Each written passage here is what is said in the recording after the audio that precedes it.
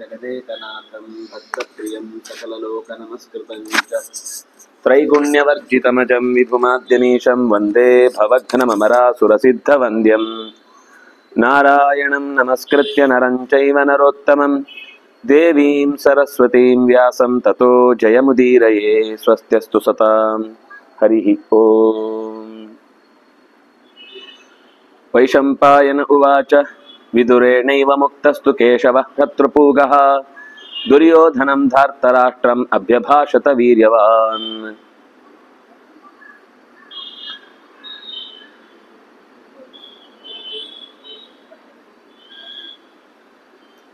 ಕೃಷ್ಣನ ಮಹಿಮೆಯನ್ನ ವಿದುರ ಅತ್ಯಂತ ವಿಶದವಾಗಿ ಬಿಡಿಸಿ ಹೇಳಿದ ಮೇಲೂ ಯಾವ ರೀತಿಯಿಂದಲೂ ಕೂಡ ದುರ್ಯೋಧನನಲ್ಲಿ ತಾಳುವಿಕೆ ಅಥವಾ ಬಾಗುವಿಕೆ ಎಂಥದ್ದು ಇರಲಿಲ್ಲ.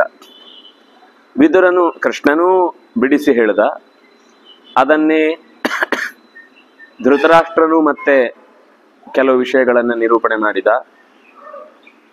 ಅದನ್ನು ಇನ್ನೂ ಕೃಷ್ಣನ ಮಹಿಮೆಯ ವಿಷಯದಲ್ಲಿ ತನಗೆ ತಿಳಿದ ಸಂಗತಿಗಳನ್ನೆಲ್ಲ ಇನ್ನೂ ಅನೇಕ ಅಪರೂಪದ ಘಟನೆಗಳ ಮೂಲಕ ಹೇಳಿದ. ಕೃಷ್ಣನ ಅವತಾರದ ಕಾಲಕ್ಕಿಂತ ಹಿಂದಕ್ಕೆ ಹೋದ. ಮಧುಕೈಟಪಾದಿಗಳನ್ನ ಕೊಂದವನು ಕೂಡ ಇದೇ ಕೃಷ್ಣ, ದೇವತೆಗಳನ್ನ ನಿಗ್ರಹಿಸಿದವನು ಇದೇ ಕೃಷ್ಣ. ಅದರಿಂದಾಗಿ ನೀನು ಅವನನ್ನ ಕಟ್ಟಿ ಹಾಕಿ ನಿನ್ನ ವಶದಲ್ಲಿ ಇಟ್ಟುಕೊಳ್ತೇನೆ ಅಂತ ಅನ್ನೋದು ಮೂರ್ಖತನದ ಮಾತು ಹೊರತು ಖಂಡಿತ ಅದಕ್ಕೆ ಯಾವುದೇ ರೀತಿಯಿಂದಲೂ ಕೂಡ ಯಶಸ್ಸು ಲಭ್ಯವಾಗುವುದಿಲ್ಲ ಅಂತ ಇಷ್ಟು ಹೇಳ್ತಾನೆ. ವಿದುರೇಣೈವ ಮುಕ್ತಸ್ತು, ವಿದುರ ಹೀಗೆ ಹೇಳಬೇಕಾದ್ರೆ ಕೇಶವ ಕೃಷ್ಣ ಶತ್ರುಪೂಗಃ, ಆ ಶಬ್ದವನ್ನು ಅಲ್ಲಿಗೆ ಕರೆಕ್ಟ್ ಬಳಸಿದ್ ಯಾಕೆಂದ್ರೆ ಪೂಗ ಅಂದ್ರೆ ರಾಶಿ, ಗುಂಪು ಅಂತ ಅರ್ಥ. ಶತ್ರುಗಳ ಗುಂಪನ್ನೇ ಒಟ್ಟಿಗೆ ನಾಶ ಮಾಡುವ ಸಾಮರ್ಥ್ಯವುಳ್ಳ ಕೃಷ್ಣ ದುರ್ಯೋಧನಂ ಧಾರ್ತರಾಷ್ಟ್ರಂ ಅಭ್ಯಭಾಷತ ವೀರ್ಯವಾನ್. ಧಾರ್ತರಾಷ್ಟ್ರನನ್ನ ದುರ್ಯೋಧನನ ಕುರಿತು ಹೀಗೆ ಹೇಳಿದ. ಏಕೋಹಮಿತಿ ಯನ್ಮೋಹಾತ್ ಮನ್ಯಸೇ ಮಾಂ ಸುಯೋಧನ ಪರಿಭೂಯ ಸುದುರ್ಬುದ್ಧೆ ಗ್ರಹೀತು ಮಾಂ ಚಿಕೀರ್ಷಸಿ. ಕೃಷ್ಣ ಒಬ್ಬನೇ ಇದ್ದಾನೆ, ಅವನಿಗೆ ಯಾರು ಹೇಳೋರು ಕೇಳೋರಿಲ್ಲ ಅಂತ ನೀನು ಮೋಹದಿಂದ ಏನಾದ್ರೂ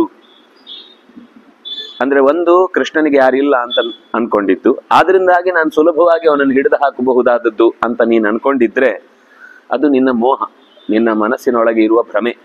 ದುರ್ಬುದ್ಧೆ, ಅದು ಬರೀ ದುರ್ಬುದ್ಧಿ ಅಲ್ಲ, ಸುದುರ್ಬುದ್ಧೆ. ನಾವು ಚಿಕ್ಕದಿದೆ, ತುಂಬಾ ಚಿಕ್ಕದಿದೆ ಅಂತ ಹೇಳುವಾಗ ತುಂಬಾ ಅನ್ನೋದ್ರಲ್ಲಿ ತುಂಬಾ ಕಾಣುತ್ತೆ, ಆದ್ರೆ ಚಿಕ್ಕದಿದೆ ಅಂತ ಹೇಳುವಾಗ ಆ ತುಂಬಾ ಅನ್ನೋದು ಚಿಕ್ಕದಕ್ಕೆ ಅನ್ವಯ ಆಗತ್ತೆ. ಅಲ್ಪಕ್ಕೂ ಸ್ವಲ್ಪಕ್ಕೂ ವ್ಯತ್ಯಾಸ ಏನ್ ಹೇಳಿ? ಅಲ್ಪ ಅಂದ್ರೆ ಇಷ್ಟು ಅಂತ, ಸ್ವಲ್ಪ ಅಂದ್ರೆ ಇನ್ನೂ ಚೂರು ಅಂತ, ಅದು ಸು ಅಲ್ಪ, ಇನ್ನೂ ಚೂರು ಅಂತ.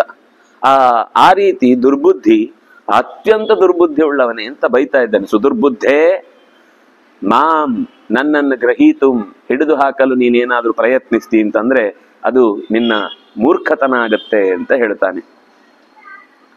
ಯಾಕೆ ಅಂದ್ರೆ ಇಹೈವ ಪಾಂಡವ ಸರ್ವೇ ತಥೈವಾಂಧಕ ವೃಷ್ಣಯ.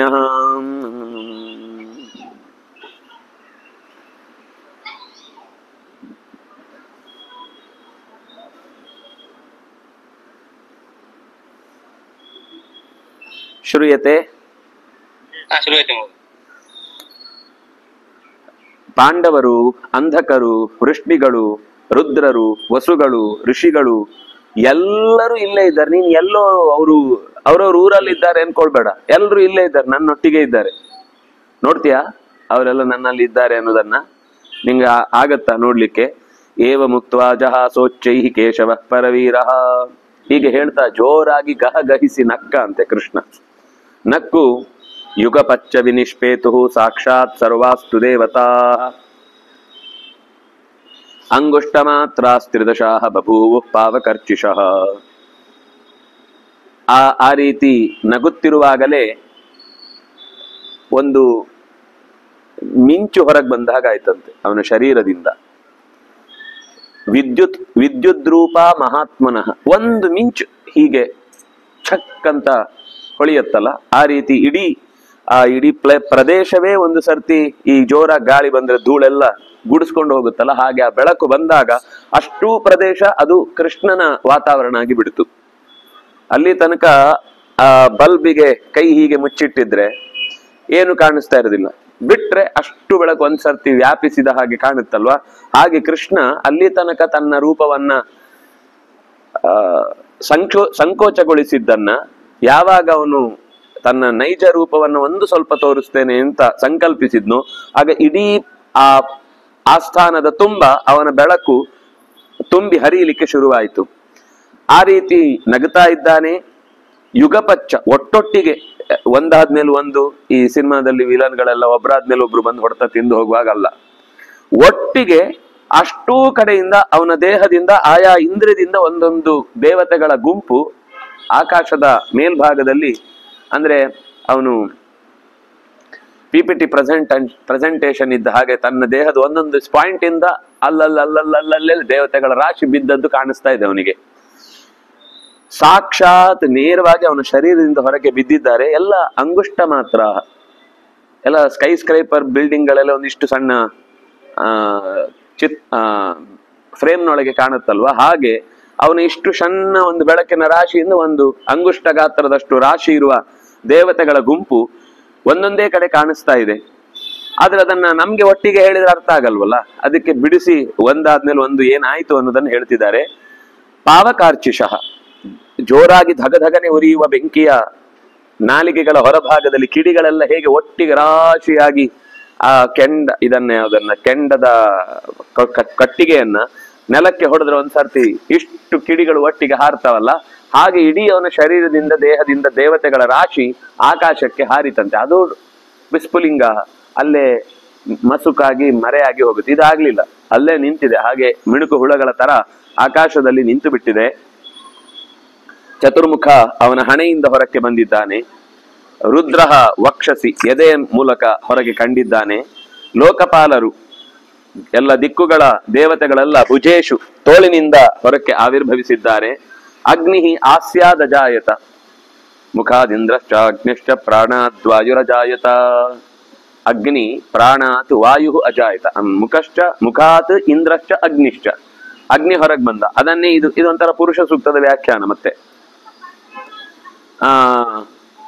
ಆದಿತ್ಯಾಶ್ಚ ಸಾಧ್ಯಾಶ್ಚ ವಸವಃ ಅಶ್ವಿನಾವಪಿ ಮರುತಃ ಇಂದ್ರೇಣ ಸಹ ವಿಶ್ವೇ ದೇವಾಃ ತಥಾ ಸರ್ವೈಃ ಬಭೂವುಶ್ಚ ಯಕ್ಷಾಶ್ಚ ಗಂಧರ್ವೋಗ ರಾಕ್ಷಸಾಃ ಪ್ರಾದುರಾಸನ್ ತಥಾ ದೋರ್ಭ್ಯಾಂ. ಇದಿಷ್ಟೂ ಅವನ ಶರೀರದಿಂದ ಒಂದೊಂದು ಕಡೆಯಿಂದ ಹೊರಕ್ಕೆ ಬಂದವು.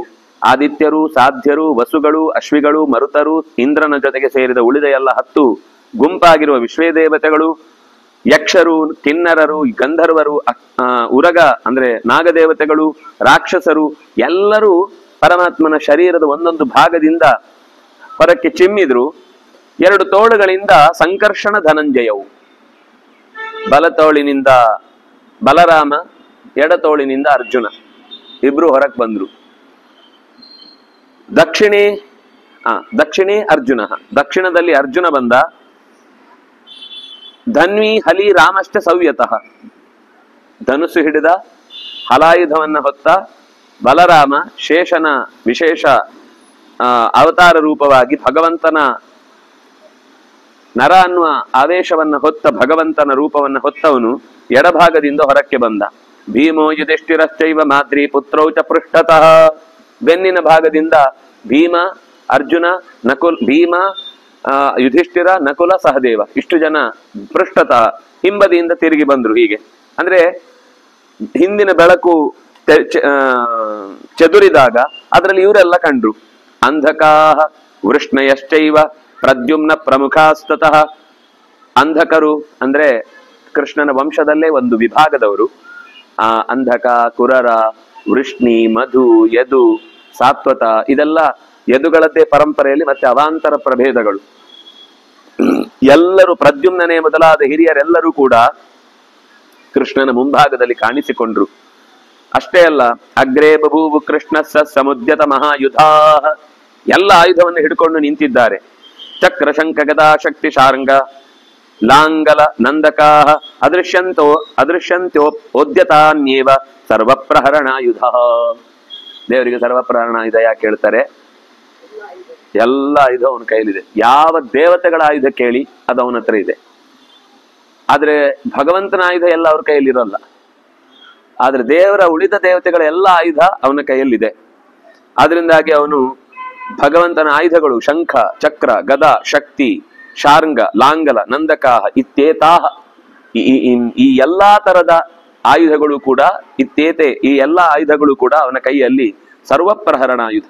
ಎಲ್ಲಾ ಆಯುಧಗಳಿಂದಲೂ, ಪ್ರಹರಣ ಅಂದ್ರೆ ಹೊಡಿಲಿಕ್ಕಾಗುವಂಥದ್ದು ಆಯುಧ ಅಂತ ಅರ್ಥ. ನಾನಾ ಬಾಹುಷು ಕೃಷ್ಣಸ್ಯ ದೀಪ್ಯಮಾನಾನಿ ಸರ್ವಶಃ ನೇತ್ರಾಭ್ಯಾಂ ನಾಸಿಕಾಭ್ಯಾಂ ಚ ಶ್ರೋತ್ರಾಭ್ಯಾಂ ಚ ಸಮಂತತಃ ಪ್ರಾದುರಾಸೀದ್ ಮಹಾರೌದ್ರಾಹ ಸಧೂಮಾಪಾವಕಾರ್ಚಿಷಃ. ಒಂದು ತೋಳಲ್ವಲ್ಲ, ಸಾವಿರಾರು ತೋಳುಗಳ ನಡುವೆಯಿಂದ ಒಂದೊಂದು ಕಡೆಯಿಂದ ಒಂದೊಂದು ಆಯುಧಗಳನ್ನು ಹಿಡಿದುಕೊಂಡು ಎತ್ತರಕ್ಕೆ ಕೈಯನ್ನು ಎತ್ತಿದ ಹಾಗೆಲ್ಲ ಹೊಸ ಹೊಸ ಆಯುಧಗಳು ಅವನ ಕೈಯಲ್ಲಿ ಕಾಣಿಸ್ತಾ ಇದೆ. ಕಣ್ಣುಗಳೆರಡರಿಂದ, ಮೂಗಿನ ಹೊರಳೆಗಳಿಂದ, ಕಿವಿಗಳೆರಡರಿಂದ ಇದ್ದಕ್ಕಿದ್ದಂತೆ ಮಹಾರೌದ್ರರಾದಂತಹ ಬೆಳಕಿನ ಶಕ್ತಿಗಳಾಗಿರುವಂತಹ ದೇವತೆಗಳ ಗುಂಪು ಎಲ್ಲ ಕಡೆಯಿಂದ ಹೊರಕ್ಕೆ ಚಿಮ್ಮುತ್ತಾ ಇದೆ. ಸಧೂಮ ಪಾವಕಾರ್ಚಿಷಃ. ಹೊಗೆ ಹೊರಗೆ ಬಂದಾಗ ಅಲ್ಲಿ ಒಳಗದು ಉಳಿಯುವುದೇ ಇಲ್ಲ. ಹೇಗೆ ಇದ್ದಿದ್ದೆಲ್ಲ ಹೊರಗೆ ಬರಬೇಕು ಹೊಗೆ, ಹಾಗೆ ಹೊಗೆಯಂತೆ ಇಡೀ ಶರೀರದ ತುಂಬ ಅವನ ಬೆಳಕಿನ ರಾಶಿ, ದೇವತಾ ಶಕ್ತಿಗಳೆಲ್ಲ. ರೋಮಕೂಪೇಶು ತಥಾ ಸೂರ್ಯಸ್ಯೇವ ಮರೀಚಯ. ಮೈಯ ಪ್ರತಿಯೊಂದು ರೋಮಕೂಪದಿಂದಲೂ ಕೂಡ ಸೂರ್ಯನ ಮೈಯಿಂದ ಹೇಗೆ ಕಿರಣಗಳು ಹೊರಕ್ಕೆ ಆವಿರ್ಭವಿಸ್ತಾವೆ, ನಮ್ಗೆ ಅದೊಂದೇ ಉದಾಹರಣೆ ಕೊಡ್ಲಿಕ್ಕೆ ಸಾಧ್ಯ ಆಗುದು ದೇವರ ವಿಷಯದಲ್ಲಿ. ಅವನಿಗೆ ನಮ್ಮ ಹಾಗೆ ಶರೀರ ಇಲ್ಲ ಅನ್ನೋದನ್ನ ಇದಕ್ಕಿಂತ ಚಂದ ಹೇಳಲಿಕ್ಕೆ ಸಾಧ್ಯ ಇಲ್ಲ. ಮೈಯಿಂದ ಈ ಮಣ್ಣಿನ ಶರೀರ ಇದ್ರೆ ಅದರಲ್ಲಿ ಆ ರೋಮಕೂಪದಲ್ಲಿ ಬೆಳಕು ಬರ್ಲಿಕ್ಕೆ ಸಾಧ್ಯ ಇಲ್ಲ. ಯಾಕೆಂದ್ರೆ ಮಣ್ಣು ಬೆಳಕನ್ನ ಮುಚ್ಚುತ್ತೆ. ಒಂದು ವೇಳೆ ಅಕಸ್ಮಾತ್ ದೇವರು ಎಂತ ಕರುಣಾಳು ಅಂದ್ರೆ ಇದನ್ನ ಪಾರದರ್ಶಕ ಮಾಡಿದ್ದ ಅಂದ್ರೆ ನಾವು ಕೋಲಿಡ್ಕೊಂಡೇ ಓಡಾಡ್ಬೇಕಿತ್ತು. ಕಾಗೆ, ನಾಯಿ, ನರಿ ಎಲ್ಲ ಮಾಂಸದ ಮುದ್ದೆ ಓಡ್ತಾ ಇದೆ ಅಂತ ಅನ್ಕೊಂಡು ಬಂದು ಅಟ್ಯಾಕ್ ಮಾಡ್ತಿತ್ತು. ಆದ್ರೆ ದೇವರು ಅದನ್ನು ಮುಚ್ಚಿಟ್ಟು ಬಿಟ್ಟದ್ರಿಂದ ನಾವು ಸೇಫ್ ಬರ್ಲಿಕ್ಕೆ. ಹಾಗಾಗಿ ಭಗವಂತನ ಮೈ ನಮ್ಮ ಹಾಗೆ ಮಣ್ಣು ನೀರು ಮಾಂಸದ ಶರೀರ ಅಲ್ಲ. ಆದ್ರಿಂದಾಗಿ ಅವನಿಗೆ ಆ ಶರೀರದಿಂದ ಬೆಳಕು ತರ್ಲಿಕ್ಕೆ ಸಾಧ್ಯ ಇರಲಿಲ್ಲ, ಒಂದು ವೇಳೆ ನಮ್ಮ ತರ ಆಗಿದ್ದಿದ್ರೆ. ಆದ್ರೆ ಸೂರ್ಯಸ್ಯೇವ ಮರೀಚಯ, ಸೂರ್ಯನ ಮೈ ಅಂತೆ ಅವನ ಶರೀರವು ಕೂಡ ಬೆಳಕಿನಿಂದಲೇ ತುಂಬಿದ್ದು. ವಸ್ತುತಃ ಆ ಬೆಳಕು ಕೂಡ ಪಾಂಚಭೌತಿಕವೇ. ನಮ್ಗೆ ಅರ್ಥ ಆಗ್ಲಿಕ್ಕೆ ಅದಕ್ಕಿಂತ ಬೇರೆ ಒಂದು ಉದಾಹರಣೆ ಇಲ್ಲ. ಆದ್ರಿಂದಾಗಿ ಅದನ್ನ ಜಸ್ಟ್ ಕೊಟ್ಟು ನಮಗೆ ಅರ್ಥ ಮಾಡಿಸ್ತಾ ಇದ್ದಾರೆ. ಅಂದ್ರೆ ಈ ದೇವತೆಗಳೆಲ್ಲರೂ ಕೂಡ ಇದೇ ರೀತಿ ತೈಜಸ ಶರೀರದವರು. ನಮ್ಮಲ್ಲಿ ಮಣ್ಣು ಜಾಸ್ತಿ, ಅಪ್ಸರೆಯಲ್ಲಿ ನೀರು ಜಾಸ್ತಿ, ದೇವತೆಗಳಲ್ಲಿ ಬೆಂಕಿ ಜಾಸ್ತಿ. ಅದಕ್ಕಿಂತ ಆಚೆಗೆ ಮತ್ತೆ ತೀರಾ ಅದು ಏನು ದೋಷ ಅಥವಾ ಏನಂತಾರೆ ವಾಯವೀಯ ಶರೀರ ಅಂತ ಹೇಳುದಿದ್ರೆ ತೀರಾ ಅನಿರುದ್ಧ ಶರೀರ ಅಂತ ಹೇಳ್ತೇವಲ್ಲ, ಆಮೇಲೆ ಬರುವಂತದ್ದು ಇದು ಒಂದೋ ದುಃಖ ಒಂದೋ ಸುಖ ಅನುಭವಿಸ್ಲಿಕ್ಕಾಗುವಂತಹ ಶರೀರ ಕೊಡುವುದದು. ಆ ಕೊಡುವ ಶರೀರ ವಾಯವೀಯ ಶರೀರ. ಆಕಾಶದ ಶರೀರ ಅಂತ ಒಂದಿಲ್ಲ.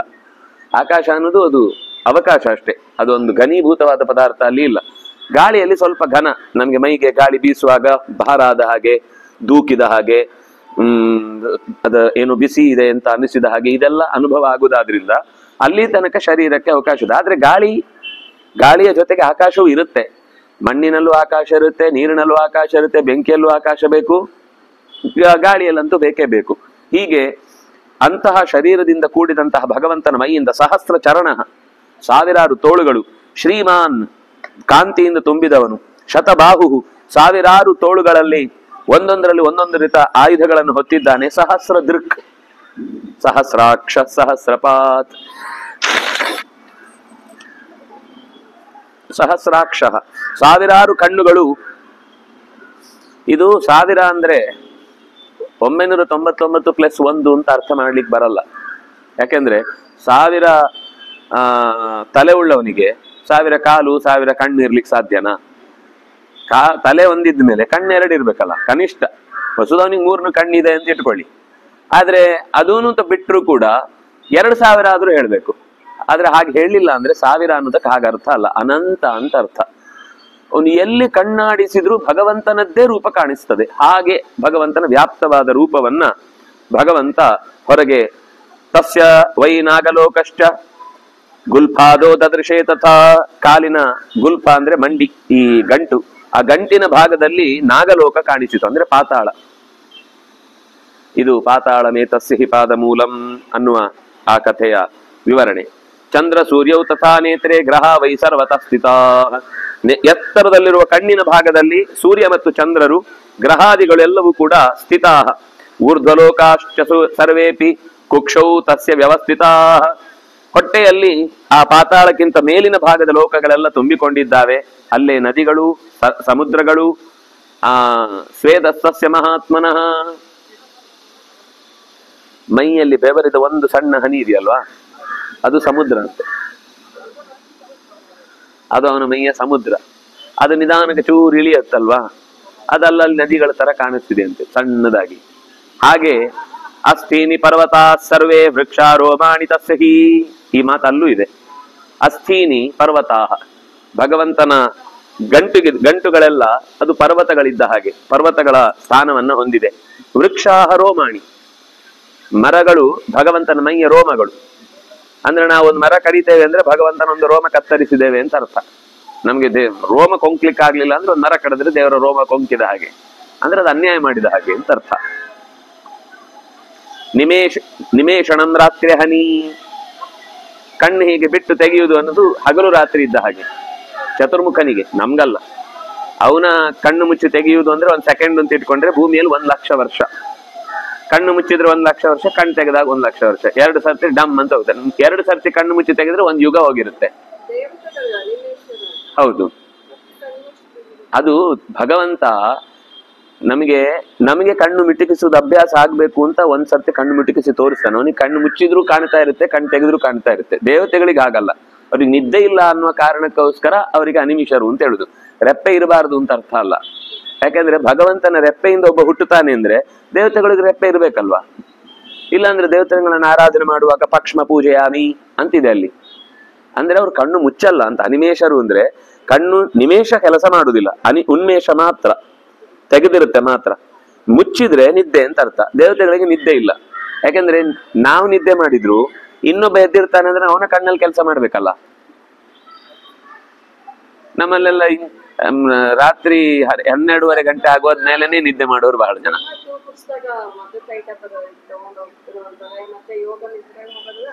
ಅದೇ ನಿದ್ದೆ ಅಲ್ಲ ಅದು.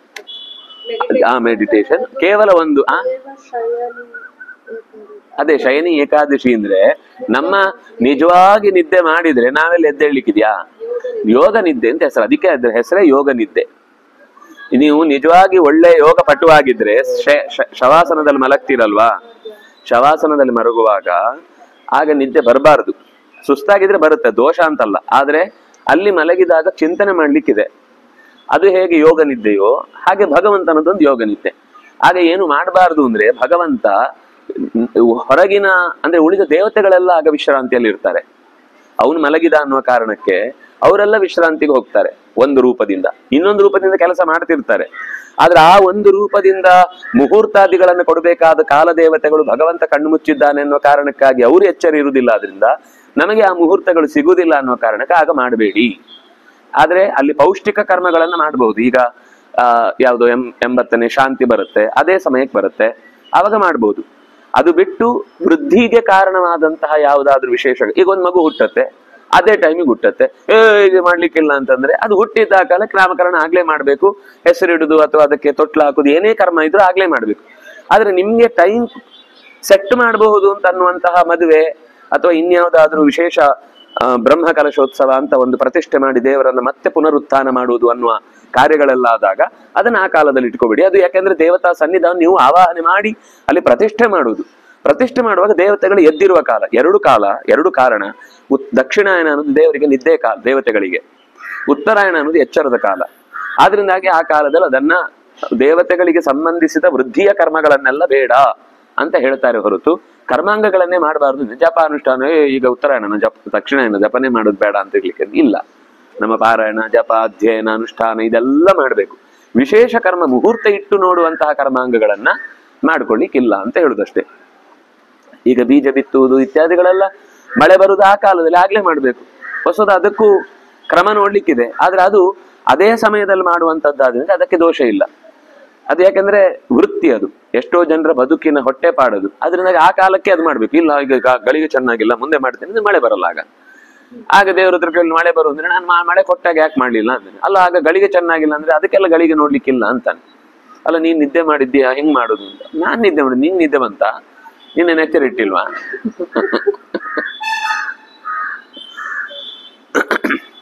ಹಾಗಾಗಿ ಎಲ್ಲ ದೇವತೆಗಳ ದೊಡ್ಡ ಗುಂಪೆ ಅಲ್ಲಿ ಭಗವಂತನ ಮೈಯಿಂದ ಹೊರಕ್ಕೆ ಎದ್ದು ಬಂದಿದ್ದಾವೆ. ನ್ಯಮೀಲಯಂತ ನೇತ್ರಾಣಿ ರಾಜಾನಸ್ತ್ರಸ್ತಚೇತಸಃ. ಭಗವಂತ ಕಣ್ಣು ಮುಚ್ಚುವುದು ಅಂದ್ರೆ ನಮಗೆ ಕಣ್ಣು ಮುಚ್ಚಿ ತೆಗಿಲಿಕ್ಕೊಂದು ಅಭ್ಯಾಸ ಮಾಡ್ಲಿಕ್ಕೆ ಅವನ ಪ್ರಾಕ್ಟೀಸ್ ಅದು. ಅವನಿಗೇನು ಕಣ್ಣು ಮುಚ್ಚಿ ತೆಗೆದು ಏನು ವ್ಯತ್ಯಾಸ ಇಲ್ಲ. ಅವ್ನು ಕಣ್ಣು ಮುಚ್ಚಿದ್ರು ಅಷ್ಟೇ ಕಾಣ್ತಿರುತ್ತೆ, ಕಣ್ಣು ತೆಗೆದ್ರು ಅಷ್ಟೇ ಕಾಣ್ತಾ ಇರುತ್ತೆ. ನಮ್ ಕಣ್ಣು ತೆಗೆದ್ರೇನೆ ಕಾಣಲ್ಲ, ಇನ್ ಕಣ್ಣು ಮುಚ್ಚಿದ್ರೆ ಹಿಂಗ್ ಕಾಣುತ್ತೆ ಹೊರಗಿದ ಪ್ರಪಂಚ. ಆದ್ರಿಂದಾಗಿ ಋತೆ ದ್ರೋಣಂಚ ಭೀಷ್ಮಂಚ ವಿದುರಂಚ ಮಹಾಮತಿಂ ಸಂಜಯಂ ಧೃತರಾಷ್ಟ್ರಂಚ ಋಷೀಂಶ್ಚ ಇವ ತಪೋಧನಾನ್. ಋತೆ ದ್ರೋಣಂಚ ಭೀಷ್ಮಂಚ ವಿದುರಂಚ ಮಹಾಮತಿಂ ಸಂಜಯಂ ಧೃತರಾಷ್ಟ್ರಂಚ ಋಷೀಂಶ್ಚೈವ ತಪೋಧನಾನ್. ಪ್ರಾದಾತ್ತೇಷಾಂಚ ಭಗವಾನ್ ದಿವ್ಯಂ ಚಕ್ಷುರ್ ಜನಾರ್ದನಃ.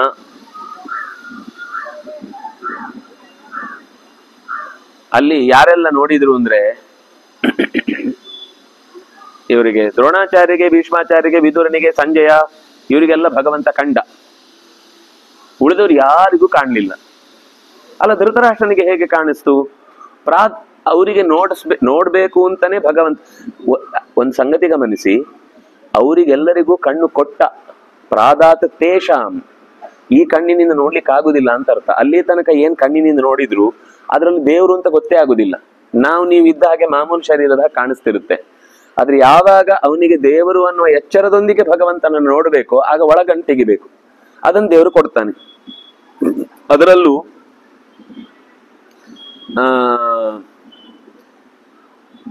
ಇವರಿಷ್ಟು ಜನರೆಲ್ಲರೂ ಕೂಡ ಭಗವಂತನನ್ನ ಕಂಡ್ರು. ಭಗವಾನ್ ದಿವ್ಯಂ ಚಕ್ಷುರ್ ಧನಾರ್ದನ ಧೃತರಾಷ್ಟ್ರಾಯ ಪ್ರದದೌ ಭಗವಾನ್ ದಿವ್ಯ ಚಕ್ಷುಷಿ. ವಿಶೇಷವಾಗಿ ಧೃತರಾಷ್ಟ್ರನಿಗೆ ದಿವ್ಯ ಚಕ್ಷುಸ್ಸು ಕೊಟ್ಟ. ದದರ್ಶ ಪರಮಂ ರೂಪಂ ಧೃತರಾಷ್ಟ್ರೋ ಅಂಬಿಕಾಸುತಃ. ಯಾಕೆಂದ್ರೆ ಹಿಂದಿನ ದಿವಸ ಕೃಷ್ಣ ಬರ್ತಾನೆ ಅಂತ ಗೊತ್ತಾದಾಗ ತುಂಬಾ ಅಳುಕಾಗಿತ್ತಂತೆ. ಎಲ್ಲರೂ ಬಂದವರೆಲ್ಲ ಕೃಷ್ಣ ಎಷ್ಟು ಚಂದ, ಅವನನ್ನು ನೋಡ್ಲಿಕ್ಕೋಸ್ಕರ ನಮ್ಮ ಇಡೀ ಊರಲ್ಲಿ ತೋರಣ ರಂಗೋಲಿಗಳನ್ನೆಲ್ಲ ಹಾಕಿ ಊರೂರೇ ಕಾಯ್ತಾ ಇದೆ. ದಾರಿ ತುಂಬ ಅವನು ಬರುವ ಹೆಜ್ಜೆಯ ಗುರುತಿಗೆ ಚೆನ್ನಾಗಿರುವಂತಹ ಮಣ್ಣಿನ ಲೇಪನವನ್ನ ಮಾಡಿ ಆ ಹೆಜ್ಜೆಯ ಗುರುತ ತಟ್ಟೆಗಳನ್ನೆಲ್ಲ ಇಟ್ಟಿರೋರಂತೆ, ಈ ತಗಡುಗಳನ್ನೆಲ್ಲ. ಅದರ ಮೇಲೆ ಧೂಳು ಹಾಕಿರುದು, ಈ ಸೇಡಿ ಪುಡಿಯನ್ನ.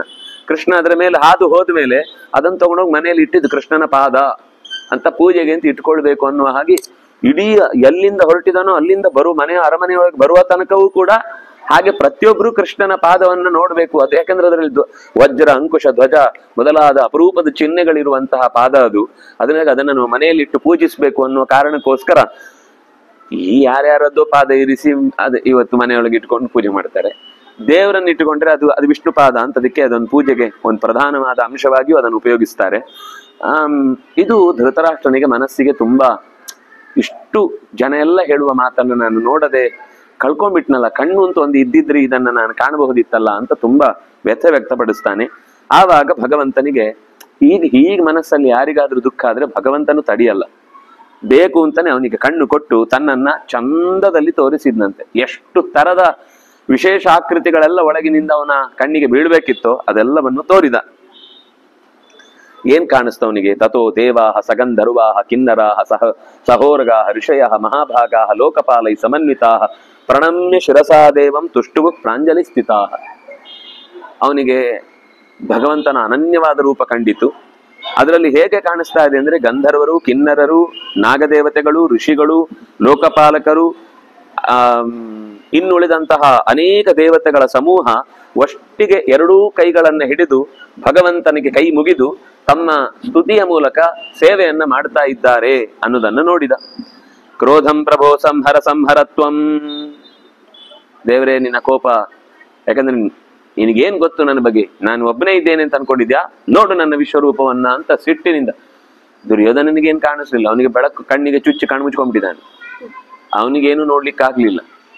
ಆದ್ರೆ ಒಂದು ಸರ್ತಿ ಆ ಬೆಳಕಿನ ಒಂದು ಸೆಳಕಿದೆಯಲ್ಲ, ಛಕ್ ಅಂತ ಬಂದು ಹೋದದ್ದು, ಅದು ಮಾತ್ರ ಒಂದು ಸರ್ತಿ ಎದೆಯಲ್ಲಿ ಭಯದ ಬೀಜವನ್ನು ಬಿತ್ತಿ ಹೊರಟೋಗಿದೆ. ಏನು ಅಂತ ಕಾಣಿಸ್ಲಿಲ್ಲ ಅವನಿಗೆ. ಯಾಕಂದ್ರೆ ಅವನಿಗೆ ಇದೆ ಅಂತ ನಂಬಿದ್ರೆ ಮಾತ್ರ ಅದಿದೆ ಅಂತ ಕಾಣುದು. ಇಲ್ಲ ಅಂತ ಅನ್ಕೊಂಡ್ರೆ ಜಗತ್ತಿಲ್ಲ ಅಂತಾನೆ ಕಾಣುತ್ತೆ ಅವನಿಗೆ. ಪರಮಾತ್ಮನೇ ಇಲ್ಲ ಅಂತ, ಅವನು ಪರಮಾತ್ಮನೇ ಅಲ್ಲ ಅಂತ ಅನ್ಕೊಂಡಾದ್ರಿಂದಾಗಿ ಅವನಿಗೇನು ಕಾಣಿಸ್ಲಿಲ್ಲ. ಆದ್ರೆ ಎಷ್ಟು ಜನಕ್ಕೆ ಬಿಟ್ಟು ಅನ್ನೋದಕ್ಕೆ ಒಂದಿಷ್ಟು ಹೇಳಿದ್ರು. ದ್ರೋಣ, ಭೀಷ್ಮ, ವಿದುರ, ಸಂಜಯ, ಧೃತರಾಷ್ಟ್ರ, ಇಷ್ಟು ಜನಕ್ಕೆ ಕಾಣಿಸ್ತು, ಉಳಿದವರಿಗೆ ಯಾರಿಗೂ ಕಾಣಿಸ್ಲಿಲ್ಲ. ಅದರಿಂದಾಗಿ ಅಲ್ಲಿ ತಕ್ಷಣವೇ ಎಲ್ಲರೂ ದೇವತೆಗಳವನನ್ನು ಪ್ರಾರ್ಥನೆ ಮಾಡ್ತಾ ಇದ್ದಾರೆ, ನಿನ್ನ ಈ ದಿವ್ಯವಾದ ಭಯಾನಕವಾದ ರೂಪವನ್ನ, ರೂಪಂಚ ಯದ್ದರ್ಶಿತ ಆತ್ಮ ಸಂಸ್ಥಂ, ನಿನ್ನೊಳಗೆ ಸದಾ ಇದೆ. ಇದು ಯಾವಾಗ್ಲೂ ಬೇಕು ಅಂದ್ರೆ ನನ್ನ ಸೈಕಲ್ ತನ್ನಿ, ನನ್ನ ಗಾಡಿ ತನ್ನಿ, ನನ್ನ ಗನ್ ತನ್ನಿ ಅಂತ ದೇವರು ತನ್ನ ರೂಪಗಳನ್ನೆಲ್ಲ ಎಲ್ಲಿಯೋ ಇದ್ದದ್ದನ್ನ ಆಗ ಆಮದು ಮಾಡ್ಕೊಳ್ಳುದಲ್ಲ. ಬಯಸಿದ ಕ್ಷಣದಲ್ಲಿ ದೇಹದೊಳಗಿದ್ದದ್ದು ಅಭಿವ್ಯಕ್ತ ಆಗುತ್ತೆ ಅಷ್ಟೇ. ಹಾಗೆ ತನ್ನೊಳಗೆ ಇದ್ದಂತಹ ಆತ್ಮ ಸಂಸ್ಥಂ ರೂಪಂ, ತನ್ನೊಳಗೆ ಇದ್ದ ರೂಪವನ್ನ ದರ್ಶಿತಂ, ಹೊರಗೆ ತೆಗೆದು ತೋರಿಸಿದ. ಯಾವತ್ತು ಮೇ ದೇವಗಣೈ ಸಮೇತ ಲೋಕ ಸಮಸ್ತಾಭುವಿನಾಶಮೀಯು, ಯಾವಾಗ ದೇವತೆಗಳೆಲ್ಲ ಗುಂಪು ಕೂಡಿಕೊಂಡು ಈ ಬೆಳಕಿನ ಶಕ್ತಿಗೆ ಸುಟ್ಟು ಲೋಕವೆಲ್ಲ ಭಸ್ಮವಾದೀತೋ ಅಂತ ಭಯಪಟ್ಟು ದಯವಿಟ್ಟು ನಿನ್ನ ಈ ರೂಪವನ್ನ ಮರಳಿ ಮೊದಲಿನಂತಾಗಿಸು ಅಂತ ಕೇಳಿಕೊಳ್ತಾರೆ. ತ್ವಂಚ ಕರ್ತ ವಿಕರ್ತ ಚ ತ್ವಮೇವ ಪರಿರಕ್ಷಸೆ ತ್ವಯಾ ವ್ಯಾಪ್ತಮಿದಂ ಸರ್ವಂ ಜಗತ್ಸ್ಥಾವರ ಜಂಗಮಂ, ನೀನೇ ಕರ್ತ, ನೀನೇ ಕೊನೆಗೆ ಇದನ್ನ ವಿನಾಶಗೊಳಿಸುವವನು, ನೀನೇ ಈ ಜಗತ್ತನ್ನ ಮಧ್ಯದಲ್ಲಿ ರಕ್ಷಿಸುವವನು, ನೀನೇ ಈ ಜಗತ್ತನ್ನ ವ್ಯಾಪ್ಯವಾಗಿ ತುಂಬಿದವನು. ನಿನ್ನ ಹೊರತಾಗಿ ಈ ಜಗತ್ತಿನಲ್ಲಿ ಯಾರಿಗೂ ಕೂಡ ಈ ಜಗತ್ತಿನ ಅಳಿದು ಉಳಿದು ಹೋಗುವ ಸ್ಥಿತಿಗಳನ್ನ ಹತೋಟಿಗೆ ತಂದುಕೊಳ್ಳಿಕ್ಕಾಗುವುದಿಲ್ಲ. ಸ್ಥಾವರ ಜಂಗಮಗಳೆಲ್ಲವೂ ಕೂಡ ನಿನ್ನ ವಶದಲ್ಲಿದ್ದು, ನಿನ್ನ ವಶದಲ್ಲಿರಬೇಕು ಅಂದ್ರೆ ಅದು ಬೇರೆ ಇರಬೇಕು. ಅದು ಬೇರೆ ಇಲ್ಲದ್ರೆ ವಶ ಏನು? ನನ್ನ ಹತ್ರ ಕೈಯಲ್ಲಿ ಏನೂ ಇಲ್ಲ, ಆದ್ರೆ ನನ್ನ ಕೈಯ ವಶದಲ್ಲಿ ಜಗತ್ತಿದೆ ಅಂದ್ರೆ, ಜಗತ್ತಿದ್ರೆ ಮಾತ್ರ ಜಗತ್ತು ವಶದಲ್ಲಿರ್ಲಿಕ್ಕೆ ಸಾಧ್ಯ. ಹಾಗಾಗಿ ಸ್ಥಾವರ ಜಂಗಮಗಳಂತಹ ಕೂಡಿದ ಜಗತ್ತು ಕಿಯನ್ ಮಾತ್ರಾಹ ಮಹೀಪಾಲಾಹ ಕಿಂ ವೀರ್ಯ ಕಿಂ ಪರಾಕ್ರಮ, ನಿನ್ನ ಮುಂದೆ ಯಾರವರು? ಉಳಿದ ದೇವತೆಗಳ ರಾಶಿ ಕಿಯನ್ ಮಾತ್ರ, ನಿನ್ನ ಎದುರುಗಡೆ ಎಂತ ಅಳತೆಗೋಲು ಅವರಿಗೆ ಲೆಕ್ಕಕ್ಕೆ ಸಿಗುತ್ತೆ? ಅವರು ನಿನ್ನ ಮುಂದೆ ಅಳತೆಗೋಲಿಗೆ ಸಿಗೋರೇ ಅಲ್ಲ. ಕಿಯನ್ ಮಾತ್ರಾಹ, ಎಷ್ಟು ಅಳತೆಯವರವರು. ಮಹೀಪಾಲಾಹ, ಇಷ್ಟೆಲ್ಲ ರಾಜರೆಲ್ಲ ಇದ್ದಾರೆ, ಅವ್ರು ನಿನ್ ಮುಂದೆ ಏನೂ ಅಲ್ಲ. ಕಿಂ ವೀರ್ಯಾಹ ಕಿಂ ಪರಾಕ್ರಮಾಹ, ನಿನ್ನ ಸಾಮರ್ಥ್ಯದ ಮುಂದೆ ಅವರಿಗೆಲ್ಲ ಏನ್ ಸಾಮರ್ಥ್ಯ ಇದೆ? ನಿನ್ನ ಸಾಮರ್ಥ್ಯ ಮುಂದೆ ಅವರೆಲ್ಲ ಸೊನ್ನೆ. ತೇಷಾಮರ್ಥ್ಯೆ ಮಹಾಬಾಹೋ ದಿವ್ಯಂ ರೂಪಂ ಪ್ರದರ್ಶಿವನ್ ಅಂತ ಎಲ್ಲ ನಿನ್ನೆ ಮೊನ್ನೆ ಕಣ್ಣು ಬಿಟ್ಟಂತಹ ರಾಜರ ಕಣ್ಣಿಗೆ ಕಾಣಿಸುವುದಕ್ಕೋಸ್ಕರ ನೀನು ಇಂತಹ ದಿವ್ಯ ರೂಪವನ್ನು ತೋರಿಸಿ ಯಾಕೆ ಅವರಿಗೆ ಅದನ್ನು ಅರ್ಥ ಮಾಡ್ಕೊಳ್ಳುವ ಶಕ್ತಿ ಇಲ್ಲ ಅಂತಂದ್ರೆ ಯಾಕೆ ತೋರಿಸ್ಬೇಕು ಅವರಿಗೆ? ಹೀಗೆ ಪ್ರದರ್ಶಿತವಾನ್, ಯಾಕೆ ತೋರಿಸ್ತಾ ಇದ್ದಿ ನೀನು? ಏವ ಮುಚ್ಚಾರಿತಾ ವಾಚಃ ಸಹ ದೇವೈರ್ವಿಭುಂ ತದಾ ತದೃಷ್ಟ್ವಾ ಮಹದಾಶ್ಚರ್ಯಂ ಮಾಧವಸ್ಯ ಸಭಾತಲೆ ದೇವದುಂದುವಯೋ ನೇದು ಪುಷ್ಪವರ್ಚಂಪಪಾತಃ. ಅಷ್ಟೊತ್ತಿಗೆ ದೇವತೆಗಳೆಲ್ಲ ಅಲ್ಲಿಗೆ ಬಂದು ಆಕಾಶದಲ್ಲಿ ನಿಂದು ಅವನ ಮೇಲೆ ಹೂಮಳೆಯನ್ನ ಗರೆದು ಆ ಸಭೆಯಲ್ಲಿಯೇ ದೇವದುಂದುಬಿಗಳೆಲ್ಲ ಜೋರಾಗಿ ನಾದಗೊಂಡು ಇದ್ದವರಿಗೆಲ್ಲ ಅದು ಕೇಳಿಸ್ತು. ಯಾರು ಕಾಣಿಸ್ತಿಲ್ಲ, ಆದ್ರೆ ದೇವದುಂದುಬಿ ಜೋರಾಗಿ ಬಡ್ಕೊಂಡಾಗ ಕೇಳಿಸ್ತಿದೆ. ಮೈ ಮೇಲೆ ಹೂಗಳ ರಾಶಿ ಬಿದ್ದಿದೆ, ಇಷ್ಟು ಕಂಡಿದೆ. ಧೃತರಾಷ್ಟ್ರವಾಚ ತ್ವಮೇವ ಪುಂಡರೀಕಾಕ್ಷ ಸರ್ವಸ್ವ ಜಗತೋಹಿತ ತಸ್ಮಾನ್ಮೇ ಯಾದವ ಶ್ರೇಷ್ಠ ಪ್ರಸಾದಂ ಕರ್ತುಮರ್ಹಸಿ. ಕಮಲ ನಯನನೇ, ಇಡೀ ಜಗತ್ತಿಗೆ ಹಿತವನ್ನ ಬಯಸುವ ದೊಡ್ಡ ವ್ಯಕ್ತಿತ್ವ ನಿನ್ನದು.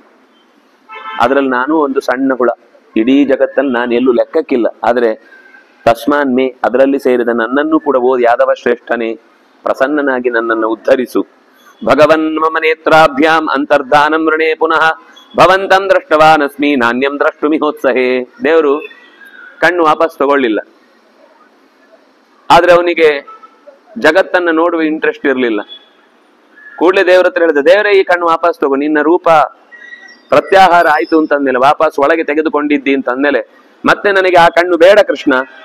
ಭಗವನ್ ಮಮ ನೇತ್ರಾಭ್ಯಾಂ ಅಂತರ್ಧಾನಂ ವೃಣೆ, ಅದು ವಾಪಸ್ ನಿನ್ನ ಕೈಗೆ ಬರ್ಲಿ ಅಂತ ಕೇಳಿಕೊ. ವೃಣೆ, ನಾನು ವರ ಕೇಳ್ತಾ ಇದ್ದೀನಿ, ನನ್ನ ಕಣ್ಣು ವಾಪಸ್ ತಗೋ. ಯಾರಾದ್ರೂ ವರ ಈ ತರ ಕೇಳ್ತಾರ? ಅಂದ್ರೆ ಅವನ ನಿಜವಾದ ಜೀವ ಸ್ವಭಾವ ಅದು. ಒಳಗಿನಿಂದ ಅಷ್ಟು ಪ್ರಾಮಾಣಿಕವಾಗಿ ದೇವರನ್ನ ಪ್ರೀತಿಸುವ ವಿಷಯದಲ್ಲಿ ಲೋಪ ಇರಲಿಲ್ಲ.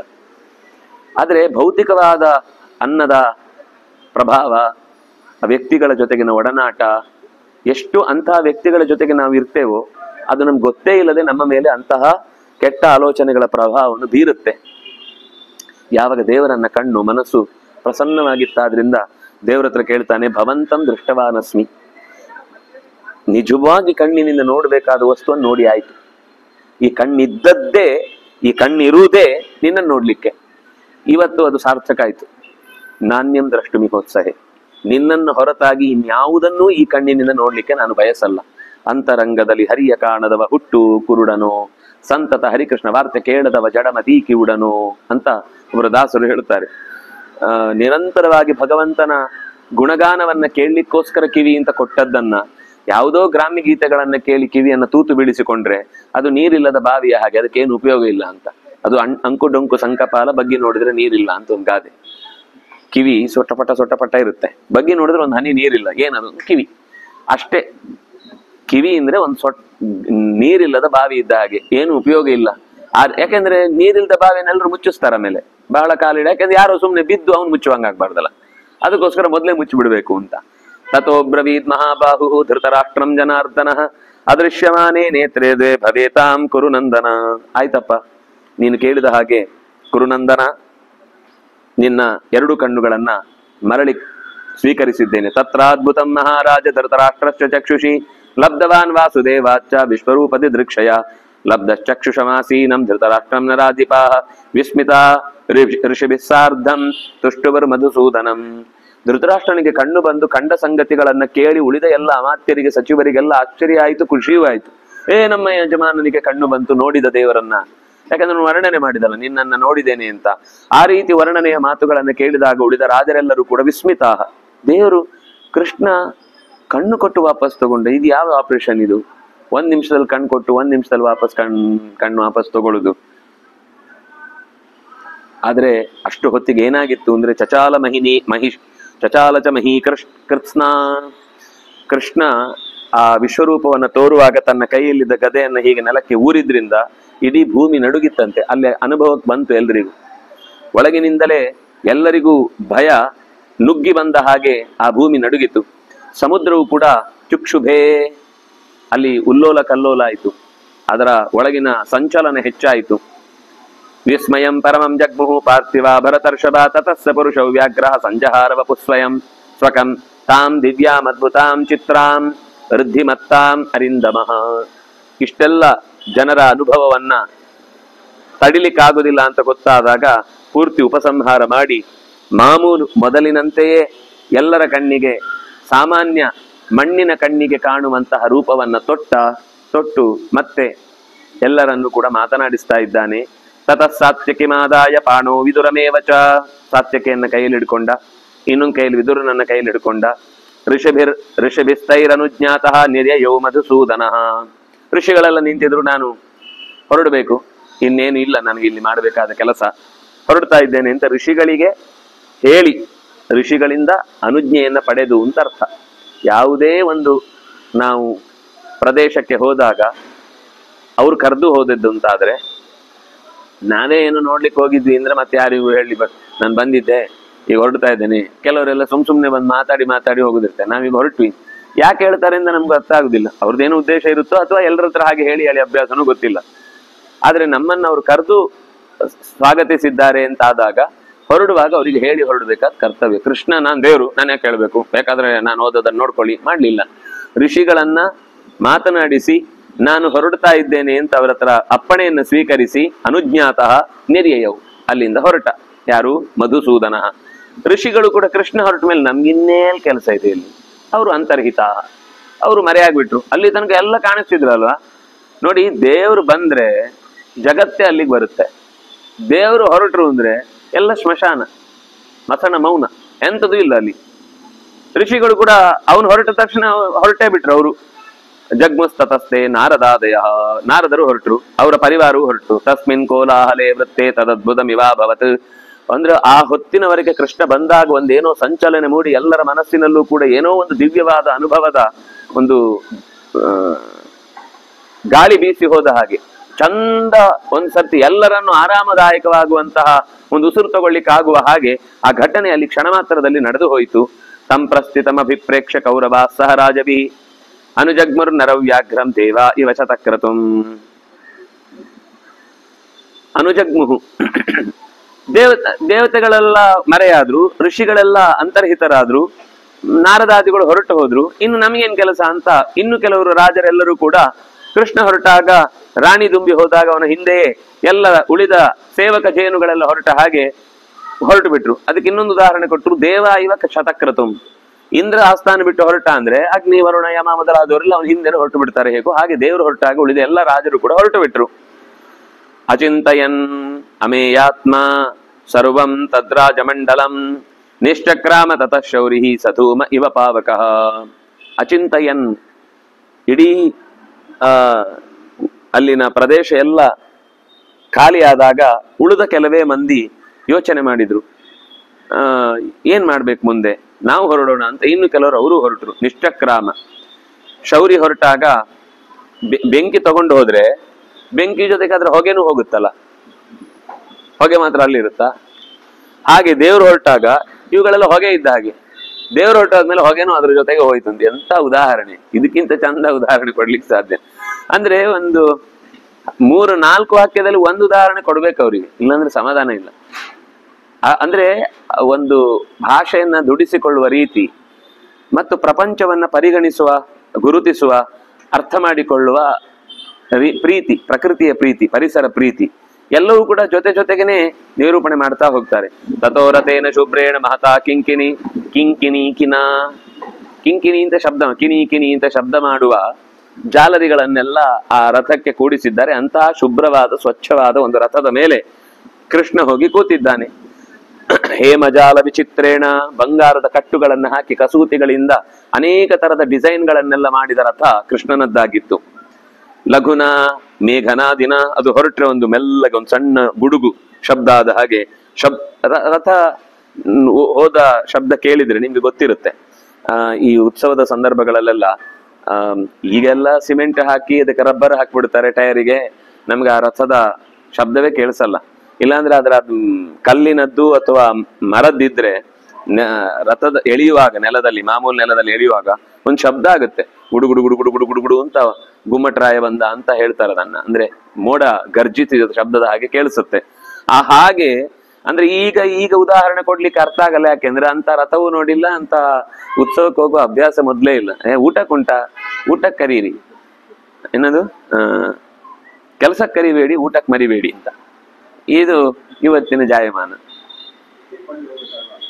ಎತ್ತಿನ ಬಂದಿ ಹೋಗುವ ಸ್ಪಷ್ಟ ಕೇಳಿಸುತ್ತೆ. ಅದರಲ್ಲೆಲ್ಲ ಕಿಣಿಕಿಣಿ, ಹಸುಗಳದ್ದು ಅದು ಇದು ಎಲ್ಲ ಇರುತ್ತಲ್ಲ. ಹಾಗೆ ಕೃಷ್ಣನ ರಥದ ಶಬ್ದ ಕೇಳಿಸಿತು. ಹೇಮಜಾಲ ವಿಚಿತ್ರೇಣ ಲಘುನ ಮೇಘನಾದಿನ ಸೂಪಸ್ಕರೇಣ ಶುಭ್ರೇಣ ವೈಯಾಗ್ರೇಣ ವರೂಥಿನ ಶೈಬ್ಯ ಸುಗ್ರೀವ ಯುಕ್ತೇನ ಪ್ರತ್ಯದೃಶ್ಯತ ದಾರುಕ. ದಾರುಕ ಕೃಷ್ಣನ ರಥವನ್ನು ನಡೆಸುವಂತಹ ಸಾರಥಿ. ಶೈಬ್ಯ ಮತ್ತು ಸುಗ್ರೀವ ಅನ್ನುವ 2 ಕುದುರೆ ಮಾತ್ರ ಇಟ್ಕೊಂಡಿದ್ರು. 4 ಕುದುರೆ ಇರುತ್ತೆ ಯಾವಾಗ್ಲೂ, ಅದು ಯುದ್ಧಕ್ಕೆ ಹೋಗುವಾಗ. ಈಗ ಅವನು ಸಂದೇಶವನ್ನು ಕೊಡ್ಲಿಕ್ಕೆ ಬಂದದ್ದಾದ್ರಿಂದಾಗಿ 2 ಕುದುರೆಗಳನ್ನು ಹೊತ್ಕೊಂಡು ಬಂದಿದ್ದಾನೆ. ಸೂಪಸ್ಕರೇಣ, ಉಪಸ್ಕರ ಅಂದ್ರೆ ಆ ರಥದಲ್ಲಿ ಇರಲೇಬೇಕಾದ ಅಗತ್ಯ ವಸ್ತುಗಳ ಸಂಗತಿಗಳನ್ನೆಲ್ಲ ನೋಡಿದ್ದಾರೆ. ಅದೆಲ್ಲ ಅಚ್ಚುಕಟ್ಟಾಗಿ ಜೋಡಿಸಿ ಇಟ್ಟಿದ್ರು. ಎಲ್ಲಂದ್ರಲ್ಲಿ ಅಲ್ಲಿಂದ ತಗೊಂಡು ಅಲ್ಲಿ ಬಿಸಾಕಿದ್ರು, ಇಲ್ಲಿಂದ ತಗೊಂಡು ಇಲ್ಲಿ ಬಿಸಾಕಿದ್ರು. ಅದು ಒಂದ್ಸರ್ತಿ ಒಳಗೆ ಹೋಗಿ ಬಂದ್ರೆ ಯಾರಪ್ಪ ಇದು ಈ ಮನೆ ಓನರು ಅಂತ ಒಂದ್ಸರ್ತಿ ತಲೆ ಕೆಡಿಸ್ಕೋಬೇಕು. ಆದ್ರೆ ಚೂರು ಗಲೀಜಿರ್ಲಿಲ್ಲ, ಒಪ್ಪ ಓರಣವಾಗಿ. ಕೃಷ್ಣ ಹೇಗೆ ನೀಟೋ ಕೃಷ್ಣನ ಪರಿಸರವು ಅಷ್ಟೇ ನೀಟು. ದೇವ್ರು ಯಾವಾಗ್ಲೂ ಕೂಡ ಶುಭ್ರತೆಗೆ ಗೌರವ ಕೊಡ್ತಾನೆ ಹೊರತು, ನಾವು 10 ಗಂಟೆ ಕೂತು ಮಾಡಿದ್ವಿ, 30 ಗಂಟೆ ಏನೋ ದೊಡ್ಡ ಕಾರ್ಯಭಾರ ಅಖಂಡ ಭಜನೆ ಮಾಡಿದ್ವಿ, ಅದ್ ಮಾಡಿ ತಪ್ಪಲ್ಲ. ಆದ್ರೆ ಅದಕ್ಕಿಂತ ಮುಖ್ಯವಾಗಿ ಗಮನಿಸಬೇಕಾದದ್ದು, ನಾವೊಂದು ಏನೇ ಕಾರ್ಯಕ್ರಮ ಮಾಡ್ತಾ ಇದ್ದೇವೆ ಅಥವಾ ಏನೇ ಒಂದು ವ್ಯವಸ್ಥೆ ಮಾಡ್ತಾ ಇದ್ದೇವೆ ಅಂದ್ರೆ ಶುಚಿತ್ವಕ್ಕೆ ಹೆಚ್ಚು. ಯಾಕಂದ್ರೆ ದೇವರು ಶುಚಿಯಾಗಿದ್ದಲ್ಲೇ ತನ್ನ ಸನ್ನಿಧಾನ ಕೊಡುದು. ಎಲ್ಲಿ ಅಶುಚಿ ಇರುತ್ತೋ ಅಲ್ಲಿ ರಾಕ್ಷಸರು ಇರ್ತಾರೆ, ದೇವ್ರು ಬರುವುದೇ ಇಲ್ಲ. ಅಂದಾಗಿ ಎಷ್ಟು ಸಾಧ್ಯವೋ ಅಷ್ಟು. ಹಾಗಂತ ಹೇಳಿ ಶುಚಿಯೇ ದೊಡ್ಡದಾಗಿ ದೇವರು ಅಲ್ಲಿಂದ ಹೊರಟೋಗಂಗಾಗ್ಬಾರ್ದು. ಕೆಲವ್ರದ್ದು ಶುಚಿ ಅಂದ್ರೆ ಏನು ಅಂದ್ರೆ ದೇವರನ್ನು ಗುಡಿಸಿ ಹಾಕುವಷ್ಟು ಶುಚಿ. ಅದಾಗಿ ಬಿಟ್ರೆ ಅವ್ಯವಸ್ಥೆ, ಅವ್ರಿಗೆ ಬೇರೆ ಯಾವ್ದು ನೆನಪಾಗಲ್ಲ. ಶುಚಿ ಶುಚಿ ಶುಚಿ ಇನ್ಕೊನೆ ತಲೆ ಕೆಡಿಸ್ಕೊತಾರೆ. ಕೆಲವರು ದಿನಕ್ಕೊಂದು 40-50 ಸಲ ಕೈ ತೊಳ್ದು, ಯಾಕೆಂದ್ರೆ ಶುಚಿಯಾಗಿರ್ಬೇಕು. ಆ ಶುಚಿಯಾದ ಕೆಲಸ ಏನ್ ಮಾಡ್ಬೇಕೇನು ಇಲ್ಲ.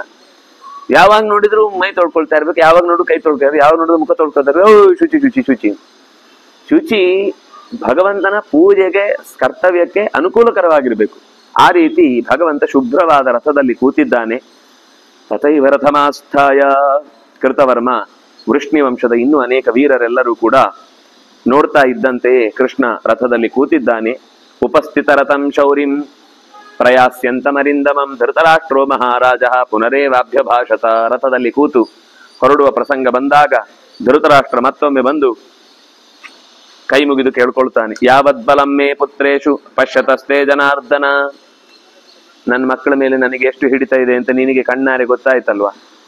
ನಾನು ಅವರನ್ನ ಉದ್ದೇಶಪೂರ್ವಕವಾಗಿ ತಳ್ಳಿದ್ದು ಅಂತ ಅನ್ಕೋಬೇಡ. ಈ ಅಪರಾಧ ಮಾಡ್ಲಿಕ್ಕೆ ನಾನೇನು ಹೇಳಿದ್ರು ಅವ್ರು ಕೇಳುವವರಲ್ಲ. ಇದು ನಿನ್ನ ಕಣ್ಣ ಮುಂದೆ ಇವತ್ತು ನಡೆದ ಘಟನೆ. ಪ್ರತ್ಯಕ್ಷಂತೇನತೆ ಕಿಂಚಿತ್ ಪರೋಕ್ಷಂ ಶತ್ರುಕರ್ಷಣ. ನೀನು ಎದುರುಗಡೆ ಇರಬೇಕಾದ್ರೆ ಇಷ್ಟು ದಾರ್ಷ್ಟ್ಯದಿಂದ ವರ್ತಿಸಿದವರು, ಇನ್ನು ಪರೋಕ್ಷವಾಗಿ ಅವ್ರು ನನ್ನ ಮಾತು ಎಲ್ಲಿ ಕೇಳಿಯಾರು? ನಿನಗಿದು ನೇರ ಸಾಕ್ಷಿಭೂತವಾದಂತಹ ವಿಷಯ, ಇವತ್ತೇ ಅರ್ಥ ಆದ ವಿಷಯ. ಕುರುಣಾಂ ಶಮಮಿಚ್ಛಂತಂ ಯತಮಾನಂಚ ಕೇಶವ. ನಾನು ಕುರುಗಳ ಹಿತವನ್ನೇ ಬಯಸಿದ್ದೇನೆ, ಅದಕ್ಕಾಗಿ ನಿರಂತರ ಪ್ರಯತ್ನಿಸಿದ್ದೇನೆ. ವಿದಿತ್ವೈವ ಅವಸ್ಥಾಮೆ ನಾತಿ ಶಂಕಿತುಮರ್ಹಸಿ. ಈ ಎಲ್ಲ ನನ್ನ ಅವಸ್ಥೆಯಲ್ಲಿ ನಾನು ಎಷ್ಟು ಲಿಮಿಟೆಡ್ ಪವರ್ ಇರುವವನು ಅಂತ ನಿನಗೆ ಗೊತ್ತಾದ ಮೇಲೆ ನನ್ನ ಮೇಲೆ ಸಂದೇಹ ಪಟ್ಟು ಧೃತರಾಷ್ಟ್ರನೇ ಅನ್ಯಾಯ ಮಾಡ್ತಾ ಇದ್ದಾನೆ ಅಂತ ಮಾತ್ರ ಅನ್ಕೊಳ್ಬೇಡ. ನನಗೆ ಬೇರೆ ಏನು ಬೇಡ, ನಿನ್ನ ಅನುಗ್ರಹದ ದೃಷ್ಟಿ ಮಾತ್ರ ಸಾಕು. ನನಗೆ ಈ ಯಾವ ಸಂಪತ್ತಿನ ಮೇಲೂ ನನಗೆ ಯಾವ ಅಪೇಕ್ಷೆಯೂ ಇಲ್ಲ, ನನಗೆ ಅದರ ಬಗ್ಗೆ ಬಯಕೆಯೂ ಇಲ್ಲ. ಆದ್ರಿಂದಾಗಿ ಶತ್ರುಕರ್ಷಣನಾದ ಓ ಭಗವಂತನೇ, ದಯವಿಟ್ಟು ನಾತಿ ಶಂಕಿತು ಮರಸಿ, ನನ್ನ ವಿಷಯದಲ್ಲಿ ಬೇಸರ ಮಾಡ್ಕೊಳ್ಬೇಡ. ನೀನು ಅಕಸ್ಮಾತ್ ಒಂದು ಬೇಸರ ಮಾಡಿಕೊಂಡ್ರೆ ನನ್ನ ಬದುಕಿಗೆ ಅರ್ಥವೇ ಇಲ್ಲ ಅಂತ ಆಗೋಗುತ್ತೆ, ನಾನು ಕಸ ಆಗಿ ಹೋಗ್ತೇನೆ. ನಿನ್ನ ವಿಷಯದಲ್ಲಿ ನಾನು ಯಾವತ್ತೂ ಅಪರಾಧದ ಚಿಂತನೆಯನ್ನ ಮಾಡೇ ಇಲ್ಲ. ಆದ್ರಿಂದಾಗಿ ನನ್ನನ್ನ ಕ್ಷಮಿಸು. ನಮೇ ಪಾಪೋ ಅಸ್ತ್ಯಭಿಪ್ರಾಯ. ನನ್ನ ಅಭಿಪ್ರಾಯ ಅಂದ್ರೆ ಹೊರಗೆ ನಾನು ಬಾರಿ ಆಕ್ಟಿಂಗ್ ಮಾಡುದು, ಒಳಗಿನಿಂದ ಮಕ್ಕಳಿಗೆ ಸಿಗಲಿ ಅಂತ ನೀನೆನ್ ಬಂದು ಹೇಳಿದಾಗ್ಲೂ ಅದೇ ಅಭಿಪ್ರಾಯದಲ್ಲಿ ನಾನು ಮುಚ್ಚಿಟ್ಟು ಮಾಡ್ತಾ ಇದ್ದೇನೆ ಅಂತ ಮಾತ್ರ ಅನ್ಕೊಳ್ಬೇಡ. ನನ್ನ ಅಭಿಮತ ಅದಲ್ಲ. ನಮೇ ಪಾಪ ಅಭಿಪ್ರಾಯ ಅಸ್ತಿ. ನನ್ನಲ್ಲಿ ಪಾಪದ ಅಭಿಪ್ರಾಯ ಇಲ್ಲ. ಪಾಂಡವಾನ್ ಪ್ರತಿ ಕೇಶವ. ಪಾಂಡವರಿಗೆ ಹಾನಿ ಆಗ್ಲಿ ಅನ್ನುವ ಭಾವನೆಯು ನನ್ನಲ್ಲಿ ಇಲ್ಲ. ಜ್ಞಾತಮೇವ ಹಿತಂ ವಾಕ್ಯಂ ಯನ್ಮಯೋಕ್ತ ಸುಯೋಧನ. ನಿನ್ನ ಕಣ್ಣು ಮುಂದಲೇ ನಾನು ಎಷ್ಟು ಬಾಯಿ ಬಿಡಿಸಿ ಅವನಿಗೆ ಪ್ರತಿಯೊಂದು ಸಂಗತಿಗಳನ್ನು ಹೇಳಿದ್ದೇನೆ. ಜಾನಂತಿ ಕೊರವ ಸರ್ವೇ ರಾಜಾನಶ್ಚೈವ ಪಾರ್ಥಿವಾ. ನೀನ್ ಬರುವ ಮುನ್ನ ಎಷ್ಟೋ ಸರ್ತಿ ಇಂಥ ವಾಗ್ವಾದಗಳು ರಾಜರೆಲ್ಲ ಇರಬೇಕಾದ್ರೆ ನಡೆದಿದ್ದ, ಬೇಕಾದ್ರೆ ಅವ್ರ ಹತ್ರನೂ ಕೂಡ ಸಾಕ್ಷಿ ಕೇಳು. ಧೃತರಾಷ್ಟ್ರ ಇದೇ ನೀನ್ ಬಂದಾಗ ಮಾತ್ರ ಹೀಗೇನಾದ್ರೂ ಮಾತಾಡಿದ್ನ, ಬೇರೆ ಟೈಮಲ್ಲೂ ದುರ್ಯೋಧನಿಗೆ ಬುದ್ಧಿವಾದ ಏನಾದ್ರೂ ಹೇಳಿದ್ದಿದ್ಯಾ ಅಂತ ನೀನು ಕೇಳಿ ತಿಳ್ಕೊ, ಆಮೇಲೆ ನನ್ನ ವಿಷಯವನ್ನ ನಂಬು. ಶಮೇ ಪ್ರಯತಮಾನಂ ಮಾಂ ಸರ್ವಯತ್ನೇನ ಮಾಧವ. ಶಮಕ್ಕಾಗಿ, ಶಾಂತಿಗಾಗಿ ನಿರಂತರ ಪ್ರಯತ್ನಶೀಲನಾಗಿದ್ದೇನೆ ಮಾಧವ, ಇದು ಸುಳ್ಳಲ್ಲ. ಸರ್ವಯತ್ನೇನ, ನನ್ನಿಂದ ಸಾಧ್ಯವಾಗುವ ಎಲ್ಲ ಮುಖಗಳಿಂದಲೂ ಕೂಡ ಧೃತರಾಷ್ಟ್ರನ ಮನೆತನಕ್ಕೆ ಕೊಳ್ಳಿಡುವಂತಹ ಈ ಮಗನಿಂದ ಅಪಾಯ ಆಗದೇ ಇರಲಿ ಅಂತ ನಾನು ಯೋಚನೆ ಮಾಡಿಕೊಂಡೇ ಬದುಕ್ತಾ ಇದ್ದೇನೆ.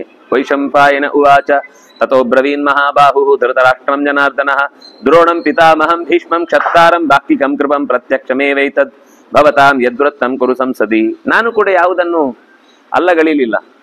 ನಾನು ಕೂಡ ಯುದ್ಧ ಆಗ್ಲಿ ಅಂತ ಅನ್ನೋ ಅಪೇಕ್ಷೆಯಿಂದ ಯಾವ ಮಾತು ಆಡಿಲ್ಲ. ಇದಕ್ಕೆ ಸಾಕ್ಷಿಯಾಗಿ ಭೀಷ್ಮ, ದ್ರೋಣ, ಕೃಪಾ, ಕ್ಷತ್ತ, ವಿದುರ, ಬಾಕ್ಲಿಕ ಎಲ್ಲ ದೊಡ್ಡವರು ಕೂಡ ಕಣ್ಣ ಮುಂದೆ ಇದ್ದೇ ನಾನು ಅವರನ್ನ ಒಬ್ಬ ಮಗುವಿಗೆ ಅಜ್ಜನೊಬ್ಬ ಬುದ್ಧಿವಾದ ಹೇಳುವ ಹಾಗೆ ಎಲ್ಲವನ್ನು ಬಿಡಿಸಿ ಕುರುವೃತ್ತದಲ್ಲೇ, ಕುರು ಸಂಸತ್ತಿನಲ್ಲೇ ಈ ಮಾತನ್ನ ಹೇಳಿದ್ದೇನೆ. ಯಥಾಚಾಶಿಷ್ಟವನ್ ಮಂದಹ.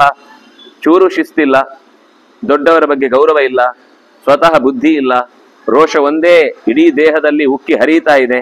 ಇದರಿಂದಲೇ ಪ್ರತಿಯೊಂದು ಕ್ರಿಯೆಯನ್ನು ಕೂಡ ದೇವರು ಹೇಗ್ ಮಾಡ್ತಾನೆ ಅಂತಂದ್ರೆ ಅವನ ಏನೋ ಒಂದು ಅಪಾಯವನ್ನು ಮಾಡ್ಲಿಕ್ಕಾಗಿ ಈ ಕಾರ್ಯವನ್ನು ಮಾಡ್ತಾ ಇದ್ದಾನೆ ಅಂತ ಹೀಗೆ ಅವನು ಹಠಕ್ಕೆ ಬಿದ್ದಿದ್ದಾನೆ.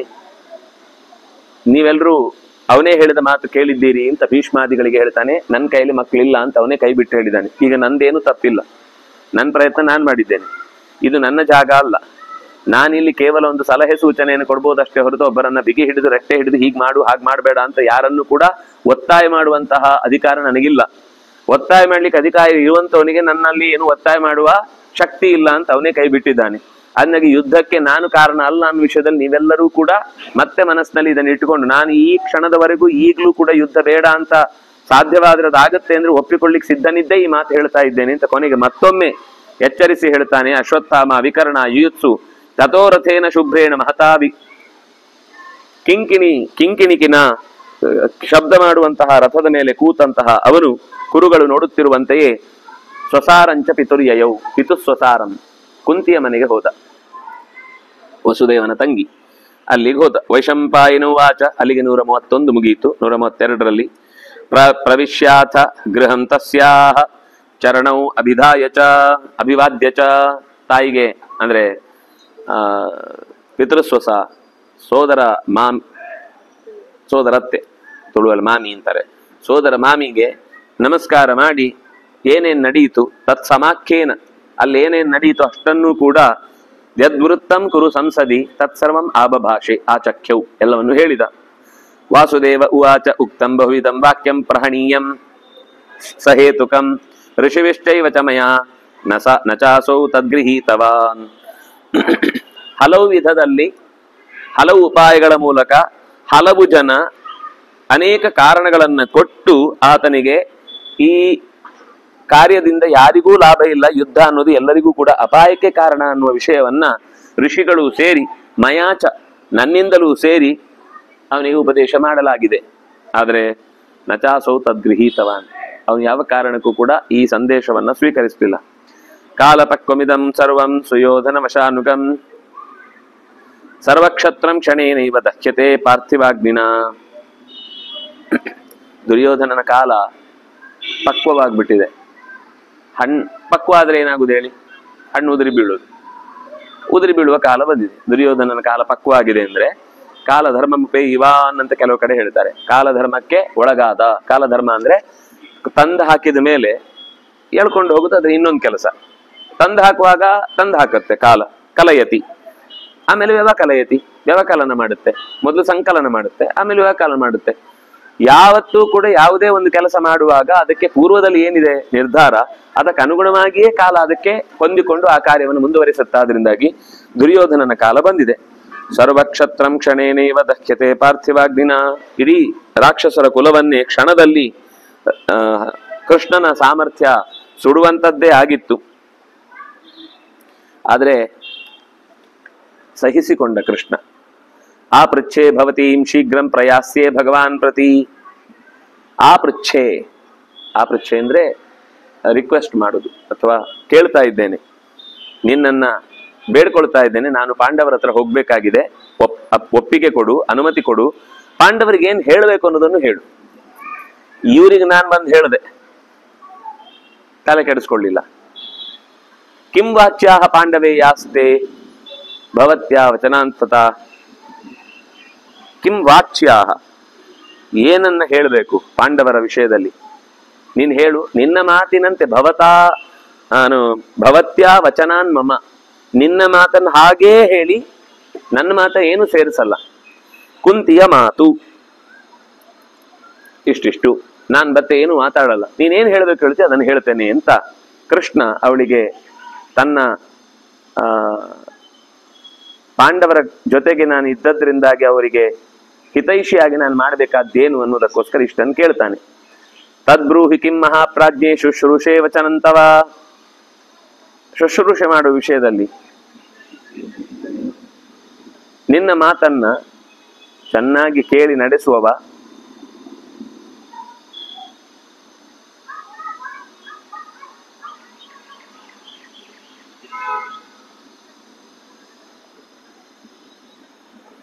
ಕಿಂ ವಾಚ್ಯಾಹ ಪಾಂಡವೇಯಾಹ ಭವತ್ಯಾ ವಚನಾನ್ ಮಯ. ನಿನ್ನ ಮಾತುಗಳಿಂದ ನಾನು ಪಾಂಡವರಿಗೆ ಏನು ಹೇಳಬೇಕು? ಬ್ರೂಯಾ ಕೇಶವ. ಕುಂತಿ ಹೇಳ್ತಾಳೆ, ಧರ್ಮಾತ್ಮನಾದಂಥ ಯುಧಿಷ್ಠಿರನಿಗೆ ನೀನು ಹೇಳಲೇಬೇಕು. ತೇ ಹೀಯತೆ ಧರ್ಮ ಮಾ ಪುತ್ರಕ ವೃಥಾ ಕೃತಾಹ. ಯಾವ ಕಾರಣಕ್ಕೂ ಕೂಡ ನೀನು ಧರ್ಮದಿಂದ ಚ್ಯುತನಾಗಬಾರದು. ನಿನ್ನ ಇಲ್ಲಿಯ ತನಕದ ಏನು ಕಾಯುವಿಕೆ ಇದೆ ಅದು ವ್ಯರ್ಥ ಆಗಬಾರ್ದು. ಪುತ್ರಕ ಅಂತ ಬಳಸ್ತಾಳೆ.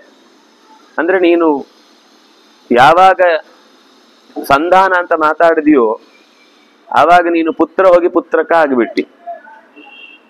ಕ ಅಂದ್ರೆ ಕುತ್ಸಿತ, ಸ್ವಲ್ಪ ಕಮ್ಮಿ. ಮಕ್ಕಳು ಅನ್ನುವ ಅರ್ಥಕ್ಕಿಂತ ಸ್ವಲ್ಪ ಕಮ್ಮಿ. ಮಕ್ಕಳ ತರ ಪೂರ್ತಿ ವರ್ತಿಸ್ಲಿಲ್ಲ ನೀವು ಅಂತ.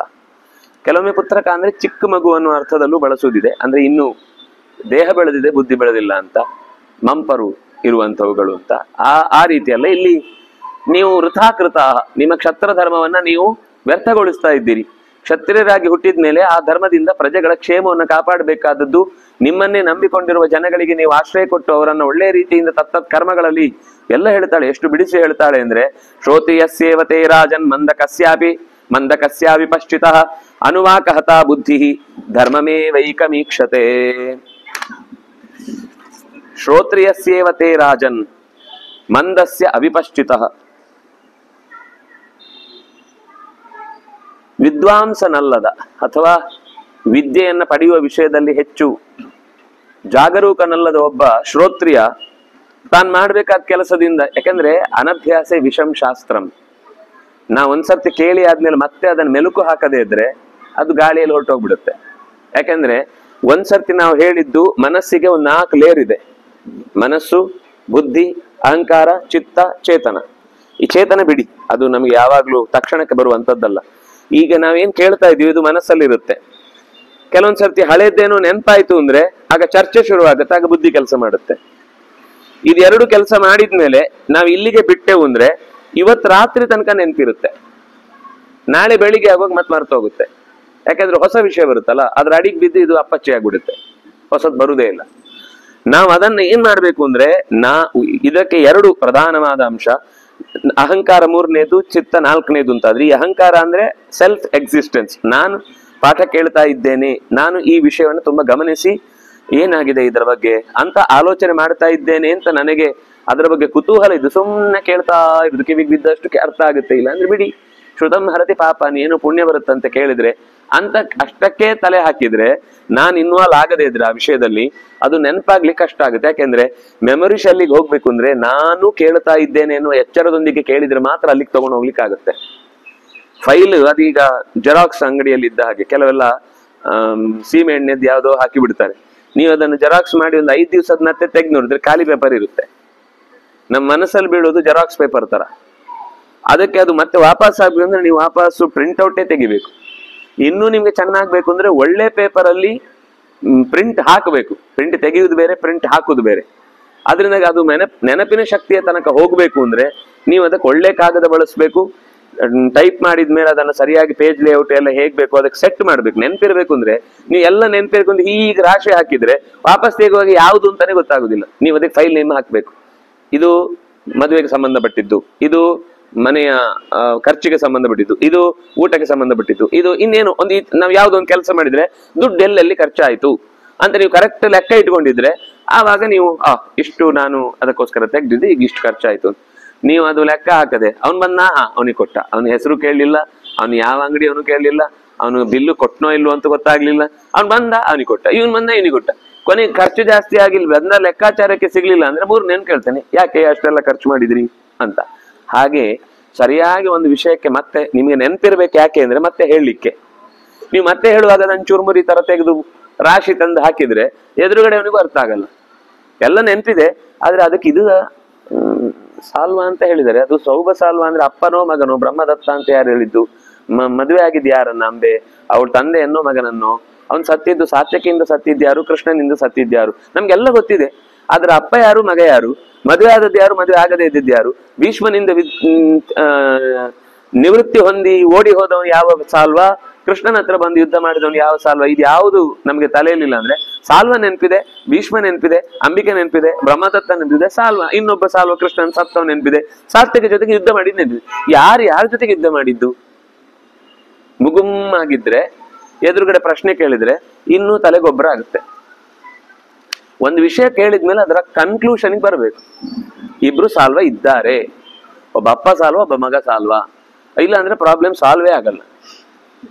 ತಲೆಯೆಲ್ಲ ಪೂರ್ತಿ ಎಷ್ಟು ಹುಚ್ಚಿಡಿಯತ್ತೆ ಅಂದ್ರೆ ಅರ್ಥವೇ ಆಗಲ್ಲ. ಇಲ್ಲ ಅಂದ್ರೆ ನಾವು ಯಾವ್ದೋ ನೋಡ್ತೇವೆ, ಅಲ್ಲ ಅವನಿಗೆ ಏನ್ ಅರ್ಥ ಆಗಿರುತ್ತೋ ಅಲ್ಲಿ ಜೈ ಅಂತಾರೆ, ಇಲ್ಲಿಗೆ ಜೈ ಅಂತಾರೆ.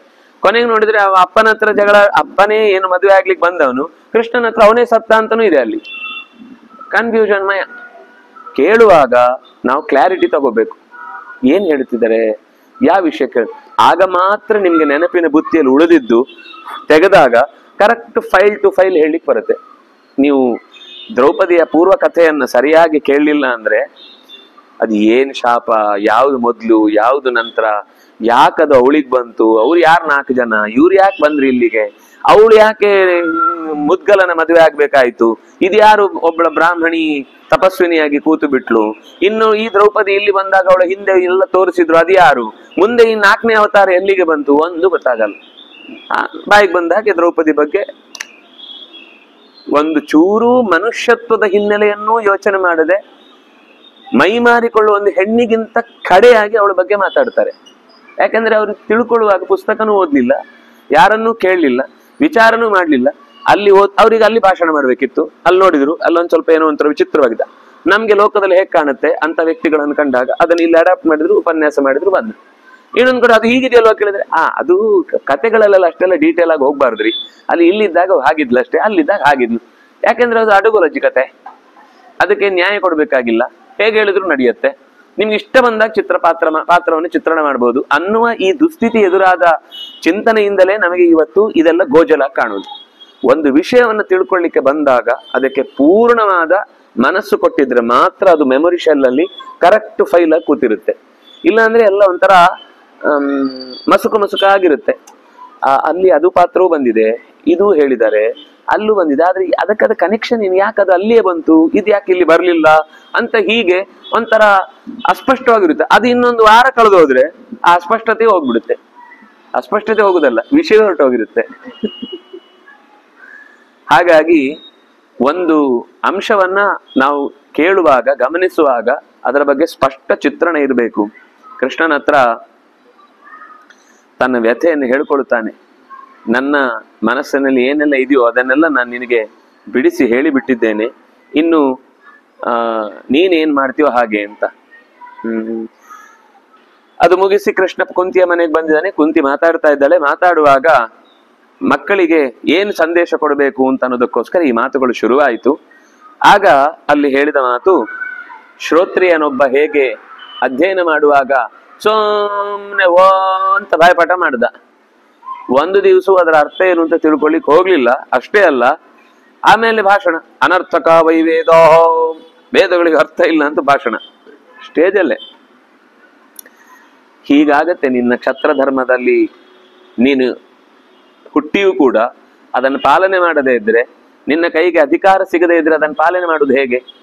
ನೀನು ಅಧಿಕಾರವನ್ನು ತಗೊಳ್ಬೇಕು, ಕ್ಷತ್ರ ಧರ್ಮವನ್ನು ಪಾಲನೆ ಮಾಡಬೇಕು, ಅದರಿಂದ ಪ್ರಜೆಗಳಿಗೆ ಕ್ಷೇಮ ಆಗಬೇಕು. ಅಲ್ಲಿ ತನಕ ಬಂದ್ರೆ ಮಾತ್ರ ನಿನಗದು ಕ್ಷೇಮ.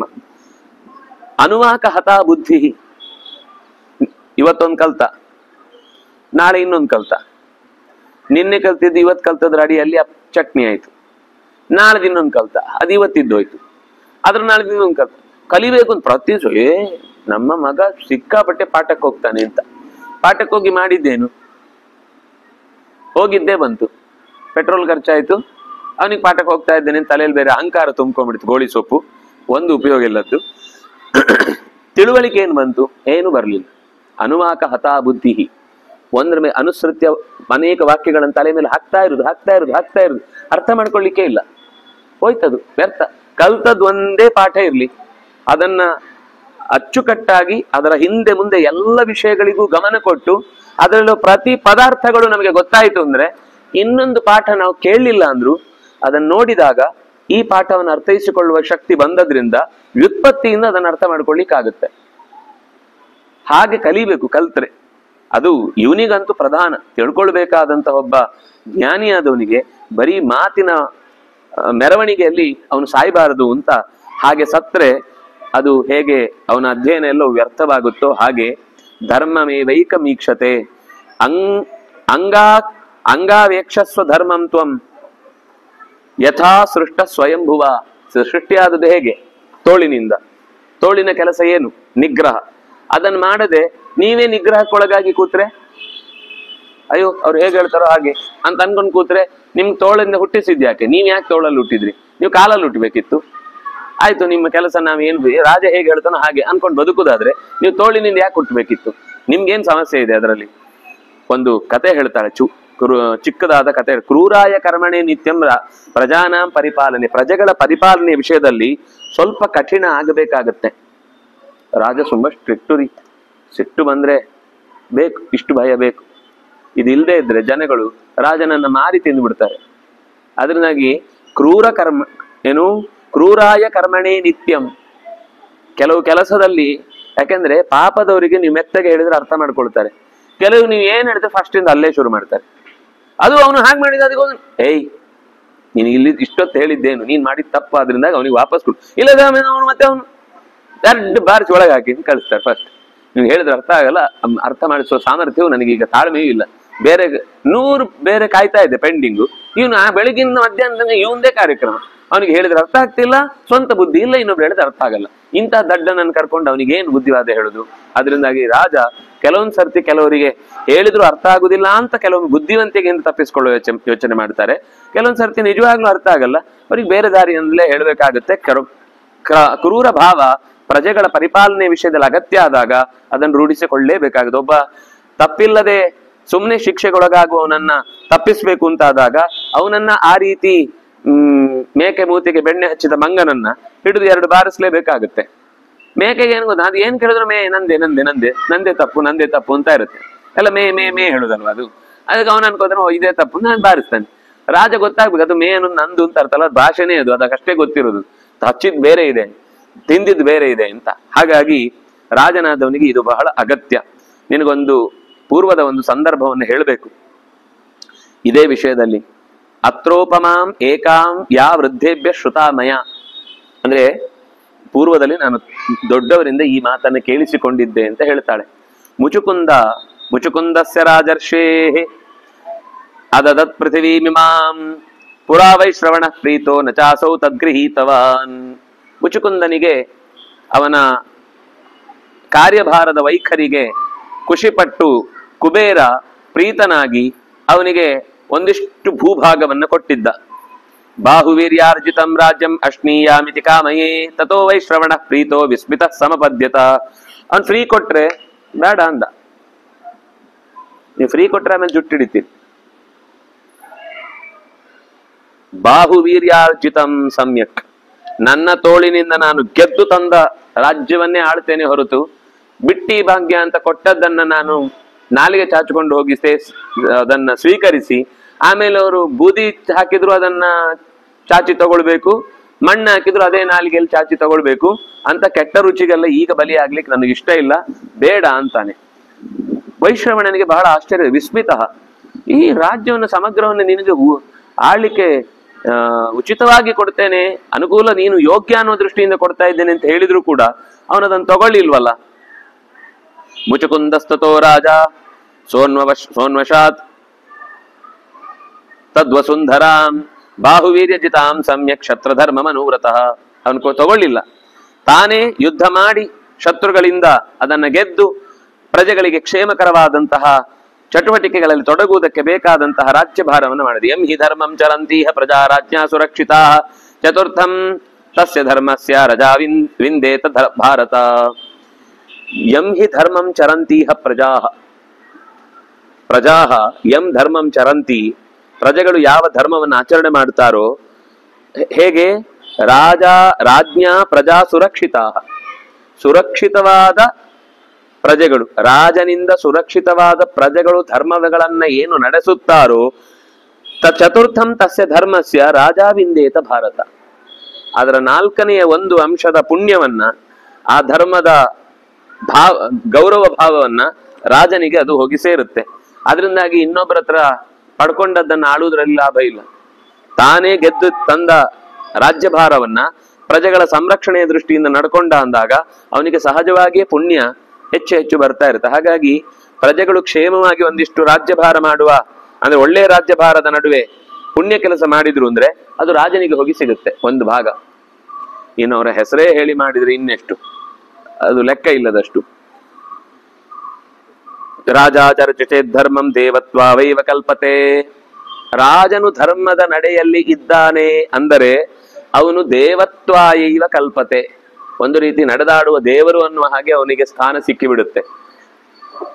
ದಂಡನೀತಿ ಸ್ವಧರ್ಮೇಣ ಚಾತುರ್ವರ್ಣ್ಯಂ ನಿಯಚ್ಛತಿ ಸಚೇತ್ ಅಧರ್ಮಂ ಚರತಿ ನರಕಾಯೈವ ಗಚ್ಚತಿ.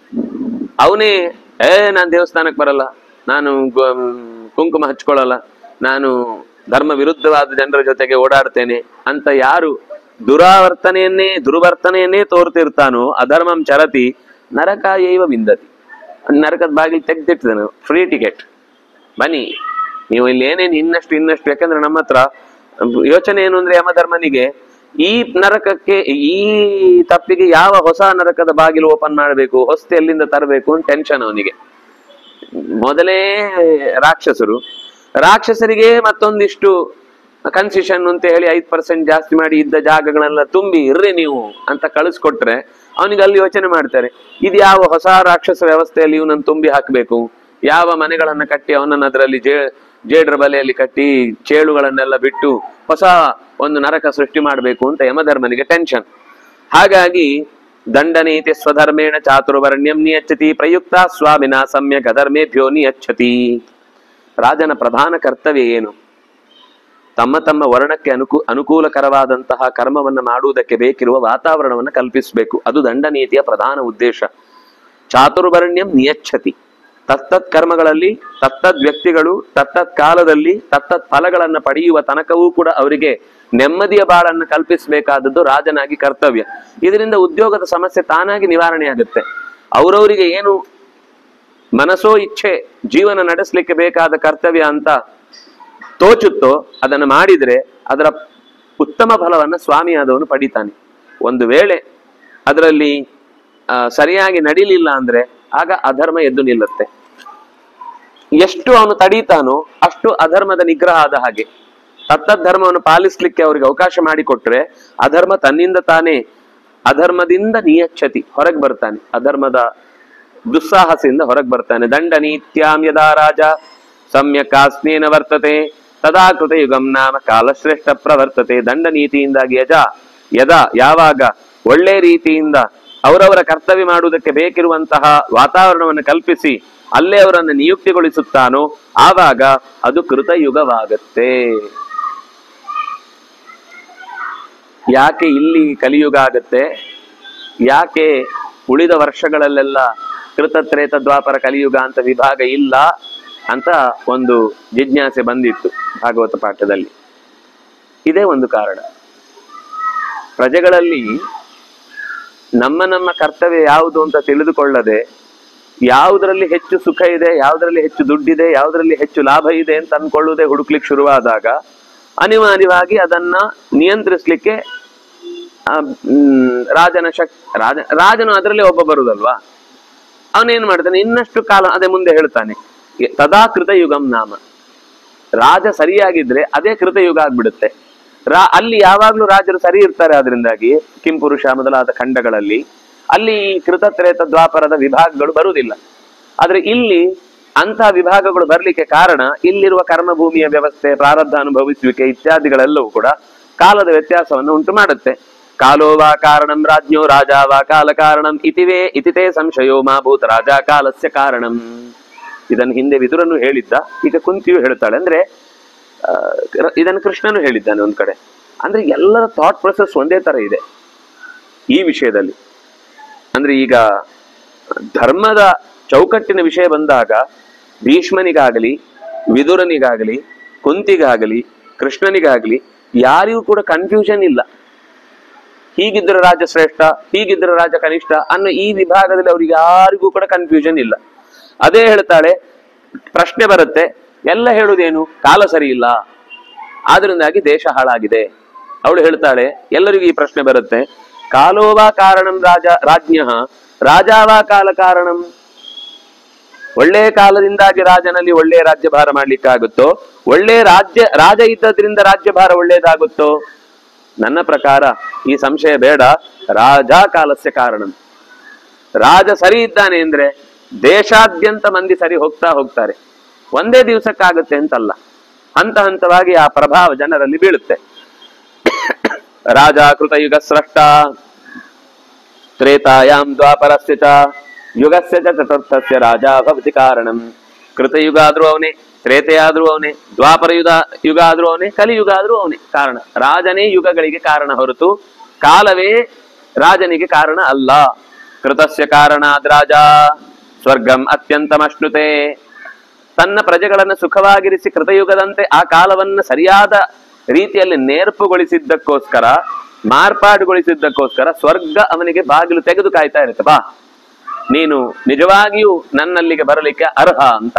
ತ್ರೇತಾಯ ಕಾರಣಾದ್ ರಾಜ ಸ್ವರ್ಗಂ ಅತ್ಯಂತಮಶ್ನುತೆ. ಅದಕ್ಕಿಂತ ಸ್ವಲ್ಪ ಕಮ್ಮಿ ತ್ರೇತೆಯ ಸ್ವರೂಪದಲ್ಲಿ ರಾಜ್ಯಭಾರ ಇದ್ರೆ. ಯಾಕೆಂದ್ರೆ ಆಗ ರಾವಣಾದಿಗಳಿದ್ರು. ತುಂಬಾ ಪ್ರಜೆಗಳು, ರಾವಣ ಅಂತಂದ್ರೆ ರಾವಯತಿ, ಪ್ರಜೆಗಳನ್ನ ತುಂಬಾ ಅಳಿಸ್ತಾ ಇದ್ದ. ಹಾಗಾಗಿ ಅಂತ ಸಂದರ್ಭದಲ್ಲಿ ಸ್ವಲ್ಪ ಮೊದಲಿಗಿಂತ ಸ್ವರ್ಗದ ಲೆವೆಲ್ ಕಮ್ಮಿ ಆಗುತ್ತೆ. ಫುಲ್ ಫ್ಲೆಜ್ ಸ್ವರ್ಗದಲ್ಲಿ ಅದು 7 ಸ್ಟಾರ್ ಹೋಟೆಲ್ ಇದ್ದ ಹಾಗೆ, ಇದು 5 ಸ್ಟಾರ್ ಹೋಟೆಲ್. ನೆಕ್ಸ್ಟ್ ದ್ವಾಪರಕ್ಕೆ ಬಂದ್ರೆ ಅದು 3 ಸ್ಟಾರ್. ಇಲ್ಲಿ ಫುಲ್ ಸ್ಟಾರ್, ಮಹಡಿಯೇ ಇರುವುದಿಲ್ಲ, ಮೇಲೆ ಪೂರ ಆಕಾಶವೇ ಕಾಣಿಸ್ತಾ ಇರುತ್ತೆ, ನೆಲ. ಗಾಂಧಿ ಕ್ಲಾಸ್. ಕಲಿಯುಗದ ಸ್ವರ್ಗ ಅಂದ್ರೆ ಇಲ್ಲೇ ಸ್ವರ್ಗ, ಇದುವೇ ಸ್ವರ್ಗ, ಇದುವೇ ನರಕ, ಬೇರೆ ಎಲ್ಲ ಸುಳ್ಳು ಅಂತ ಬೊಬ್ಬೆ ಹೊಡೆಯುವ ಸ್ವರ್ಗ ಇಲ್ಲೇ ಇರುತ್ತೆ, ಹೊರಗಡೆ ಎಲ್ಲೂ ಹೋಗ್ಲಿಕ್ಕೆ ಆಗಲ್ಲ. ಒದ್ದಾಡ್ತಾ ಇರ್ತಾನೆ.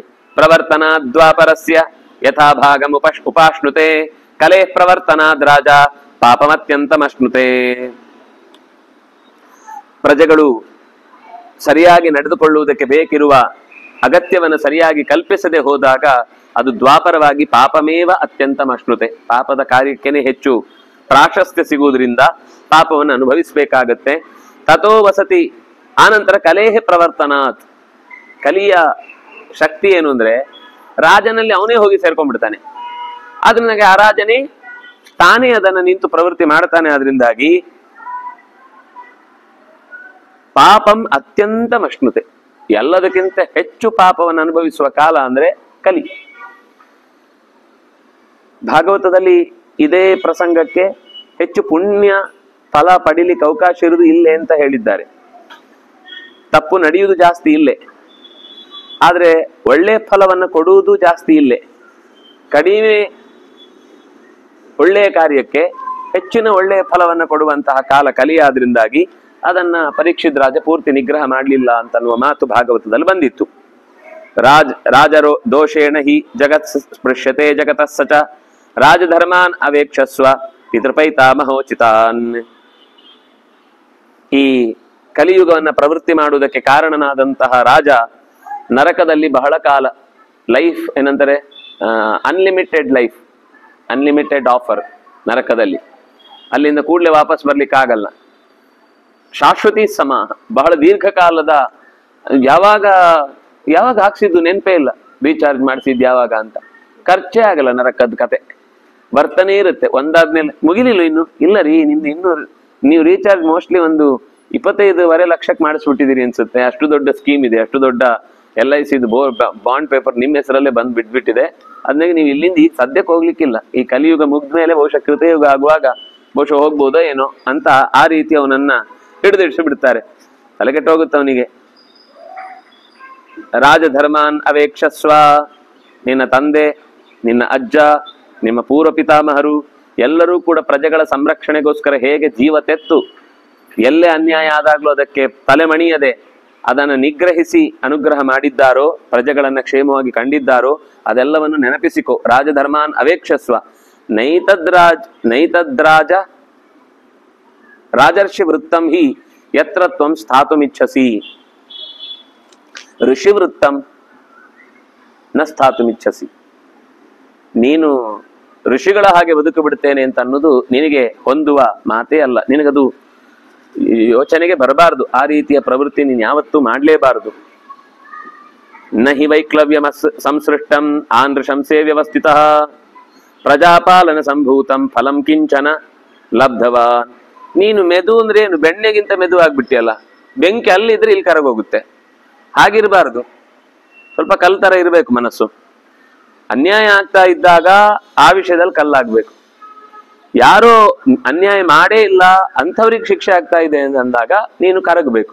ನೀನು ಯಾವಾಗ ನೋಡಿದ್ರು ಆನೃಶಂಸ್ಯ, ಸ್ವಲ್ಪವೂ ಕೂಡ ಕಠಿಣತೆಯೇ ಇಲ್ಲ, ಸ್ವಲ್ಪವೂ ಕೂಡ ಇನ್ನೊಬ್ಬರ ಬಗ್ಗೆ. ನೃಶಂಸ ಅಂದ್ರೆ ಸ್ವಲ್ಪ ಕಠೋರ ಭಾವನೆ ಇಲ್ಲ.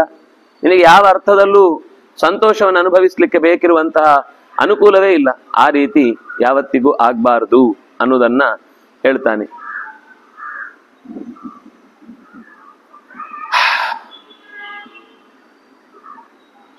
ಅಷ್ಟೇ ಅಲ್ಲ, ಪ್ರಜಾಪಾಲನೆಗೆ ನಿನಗೆ ಕಾಡಿನಲ್ಲಿದ್ದು ಏನು ಮಾಡ್ಲಿಕ್ಕಾಗ್ಲಿಲ್ಲ ಅಂತ ಇಷ್ಟು ದಿವಸ ಇದ್ಯಲ್ವಾ, ಒಂದ್ ದಿವಸ ಅನಿಸ್ಲಿಲ್ವಾ ಎಷ್ಟು ದೊಡ್ಡ ಧರ್ಮ ನಂದು ಮಿಸ್ ಆಯ್ತು ಇಷ್ಟು ದಿವಸದಲ್ಲಿ ಅಂತ?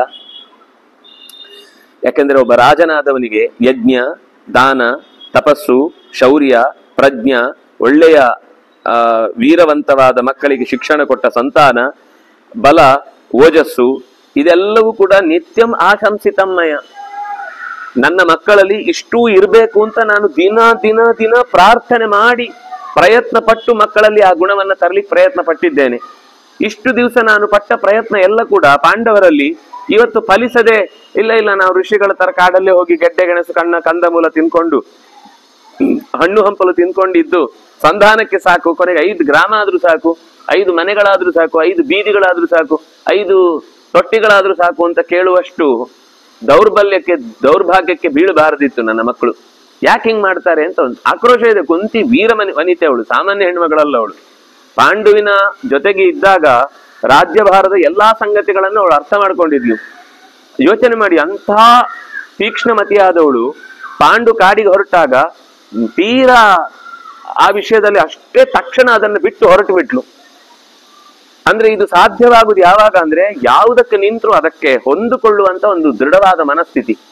ಆ ಮನಸ್ಥಿತಿ ಬಂದದ್ರಿಂದ ಈಗ ಮಕ್ಕಳಿಗೆ ನೋಡಿ, ಈಗ ಅವಳು ತಡ್ಕೊಳ್ತಿಲ್ಲ. ಮಕ್ಕಳು ಮಾಡ್ಬೇಕು ಅಂದ್ರೆ ಮಾಡ್ಬೇಕು, ಮಕ್ಕಳು ಅದನ್ನು ನಡೆಸ್ಬೇಕು ಅಂದ್ರೆ ನಡೆಸ್ಬೇಕು. ತಂದೆಯ ಉದ್ದೇಶದಿಂದ ರಾಜಸೂಯಾಗ ಏನೋ ನಡೆಯಿತು, ಕಳ್ಕೊಂಡು ಕೂತ್ರಲ್ಲ. ಈಗ ನಿಮ್ದೇ ವಾಪಸ್ ಪಡ್ಕೊಳ್ಬೇಕು, ನೀವು ನಿಮ್ಮ ಸೊತ್ತು ಅದನ್ನು ಪಡ್ಕೊಳ್ಬೇಕಾದ್ದು. ಇಲ್ಲಿ ಸ್ವಲ್ಪವೂ ತಡ್ಕೊಳ್ಳುದಿಲ್ಲ. ಪುತ್ರೇ ಶ್ವಾಸಾಸತೆ ನಿತ್ಯಂ ಪಿತರೋ ದೈವತಾನಿ ಚ ದಾನಮಧ್ಯಯನಂ ಯಜ್ಞ ಪ್ರಜಾನಾಂ ಪರಿಪಾಲನಂ ಏತದ್ಧರ್ಮಂ ವಾ ಜನ್ಮನೈವ ಅಭ್ಯಜಾಯಥಾ. ಹುಟ್ಟಿನಿಂದಲೇ ಒಳ್ಳೆಯ ಮನೆತನದಲ್ಲಿ ಬಂದ ಮೇಲೂ, ಅಂತಹ ತಂದೆ ಅಂತಹ ಪರಿಸರ ಸಿಕ್ಕಿದ ಮೇಲೂ, ಅಂತಹ ಗುರುಗಳಿಂದ ವಿದ್ಯಾಭ್ಯಾಸವನ್ನ ಪಡೆದ ಮೇಲೂ ಇನ್ನೂ ಈಗಲೂ ನಿರ್ವೀರ್ಯರ ಹಾಗೆ ಏನು ಗೊತ್ತಿಲ್ಲ, ಏನು ಆಗಲ್ಲ ಅನ್ನೋ ರೀತಿ ಕೂಡುವುದು ನನ್ನ ಮಕ್ಕಳಲ್ಲಿ ನನಗೆ ನಿರೀಕ್ಷಿತವಾದ ವಿಷಯ ಅಲ್ಲ. ನನಗಿದು ಅವ್ರು ಈ ರೀತಿ ಸಪ್ಪೆ ಮೊರೆ ಹಾಕೊಂಡು ಬೇಡಪ್ಪ ನಮ್ಗೇನು ಬೇಡ ಅಂತ ಕೂತಿರುವುದನ್ನ ನಾನು ಒಪ್ಕೊಳ್ಳಲ್ಲ. ಒಳ್ಳೆಯ ದೀರ್ಘಾಯುಷ್ಯ ಇದೆ, ಒಳ್ಳೆಯ ಸಂಪತ್ತು ಪಡ್ಕೊಳ್ಬಹುದು, ಚೆನ್ನಾಗಿರುವ ಹೆಂಡತಿ ಇದ್ದಾಳೆ, ಒಳ್ಳೆಯ ಮಕ್ಕಳಿದ್ದಾರೆ, ಇಲ್ಲಿ ತನಕ ಮಾಡಿದಂತಹ ಒಳ್ಳೆಯ ಕೆಲಸಕ್ಕೆ ಬೆಂಬಲಿಸುವಂತಹ ಪ್ರಜೆಗಳಿದ್ದಾರೆ, ಇವರೆಲ್ಲರೂ ಪಿತೃಗಳು ಒಳ್ಳೆ ರೀತಿಯಿಂದ ಅನುಗ್ರಹಿಸಿದ್ದಾರೆ, ದೇವತೆಗಳು ತೃಪ್ತರಾಗಿ ಯಜ್ಞಗಳಿಂದ ಅವರಿಗೆ ಅನುಗ್ರಹಿಸಿದ್ದಾರೆ, ಬೇಕಾದಷ್ಟು ಅರ್ಹರಿಗೆ ದಾನ ಮಾಡಿದ ಕೆಲಸ ಇದೆ, ಸಿಕ್ಕಿದಲ್ಲೆಲ್ಲ ಅಧ್ಯಯನ ಮಾಡಿದಂತಹ ಪುಣ್ಯ ಇದೆ, ಅನೇಕ ಯಾಗಗಳನ್ನ ಮಾಡಿಸಿ ಪ್ರಜೆಗಳ ಪಾಲನೆಯ ಮಾಡಿದ ಪುಣ್ಯ ಎಲ್ಲ ಜೊತೆಯಲ್ಲಿ ಇದ್ರೂ ಕೂಡ ಈಗ ಯಾಕೆ ನನಗೇನು ಗೊತ್ತಿಲ್ಲ ಅನ್ನುವ ತರ ಪೀಡಿತಾಹ ಮತ್ತೆ ಮತ್ತೆ ಆವೃತ್ಯ ಪೀಡಿತಾಹ, ಮತ್ತೆ ಮತ್ತೆ ದುರ್ಯೋಧನ ಹಾಕುವಂತಹ ಬಲೆಗಳಿಗೆ ಸಿಕ್ಕಿ ಬಿದ್ದು ಒದ್ದಾಡುವಂತಹ ದುಸ್ಥಿತಿ ಏನು ಬಂತು? ಇಷ್ಟು ಮೆದುವಾಗಬಾರ್ದು. ನಾನು ನನ್ನ ಮಗನನ್ನು ಇಷ್ಟು ಮೆದುವಾಗಬೇಕು ಅಂತ ಯಾವತ್ತೂ ಅನ್ಕೊಳ್ಳಿಲ್ಲ. ಧರ್ಮವನ್ನು ನಡೆಸ್ಲಿಕ್ಕೋಸ್ಕರ ಕರೆದಾಗ ಧರ್ಮ ಅನ್ನುವುದು ಸ್ವಲ್ಪ ನಿಷ್ಠುರವೂ ಹೌದು, ಅದು ಪಾಪ ಅಲ್ಲ. ಧರ್ಮ ಸ್ವಲ್ಪ ನಿಷ್ಠುರ. ಆದ್ರೆ ಯಾರಿಗೆ ಅದು ಅರ್ಥ ಆಗಿದೆ ಅವ್ರಿಗೆ ನಿಷ್ಠುರ ಅನ್ಸಲ್ಲ. ಯಾಕಂದ್ರೆ ಇದು ಆಗ್ಬೇಕಾದ್ದು ಮಾಡ್ಲೇಬೇಕು ಅಂತ. ಯಾವುದನ್ನ ನಾವು ಒಪ್ಪಿಕೊಳ್ತೇವೋ ಅದು ಕಷ್ಟ ಆಗುದಿಲ್ಲ, ಯಾವುದನ್ನ ನಾವು ಒಪ್ಪಿಕೊಳ್ಳುವುದಿಲ್ವೋ ಅದು ಮಾತ್ರ ಕಷ್ಟ ಆಗುದು.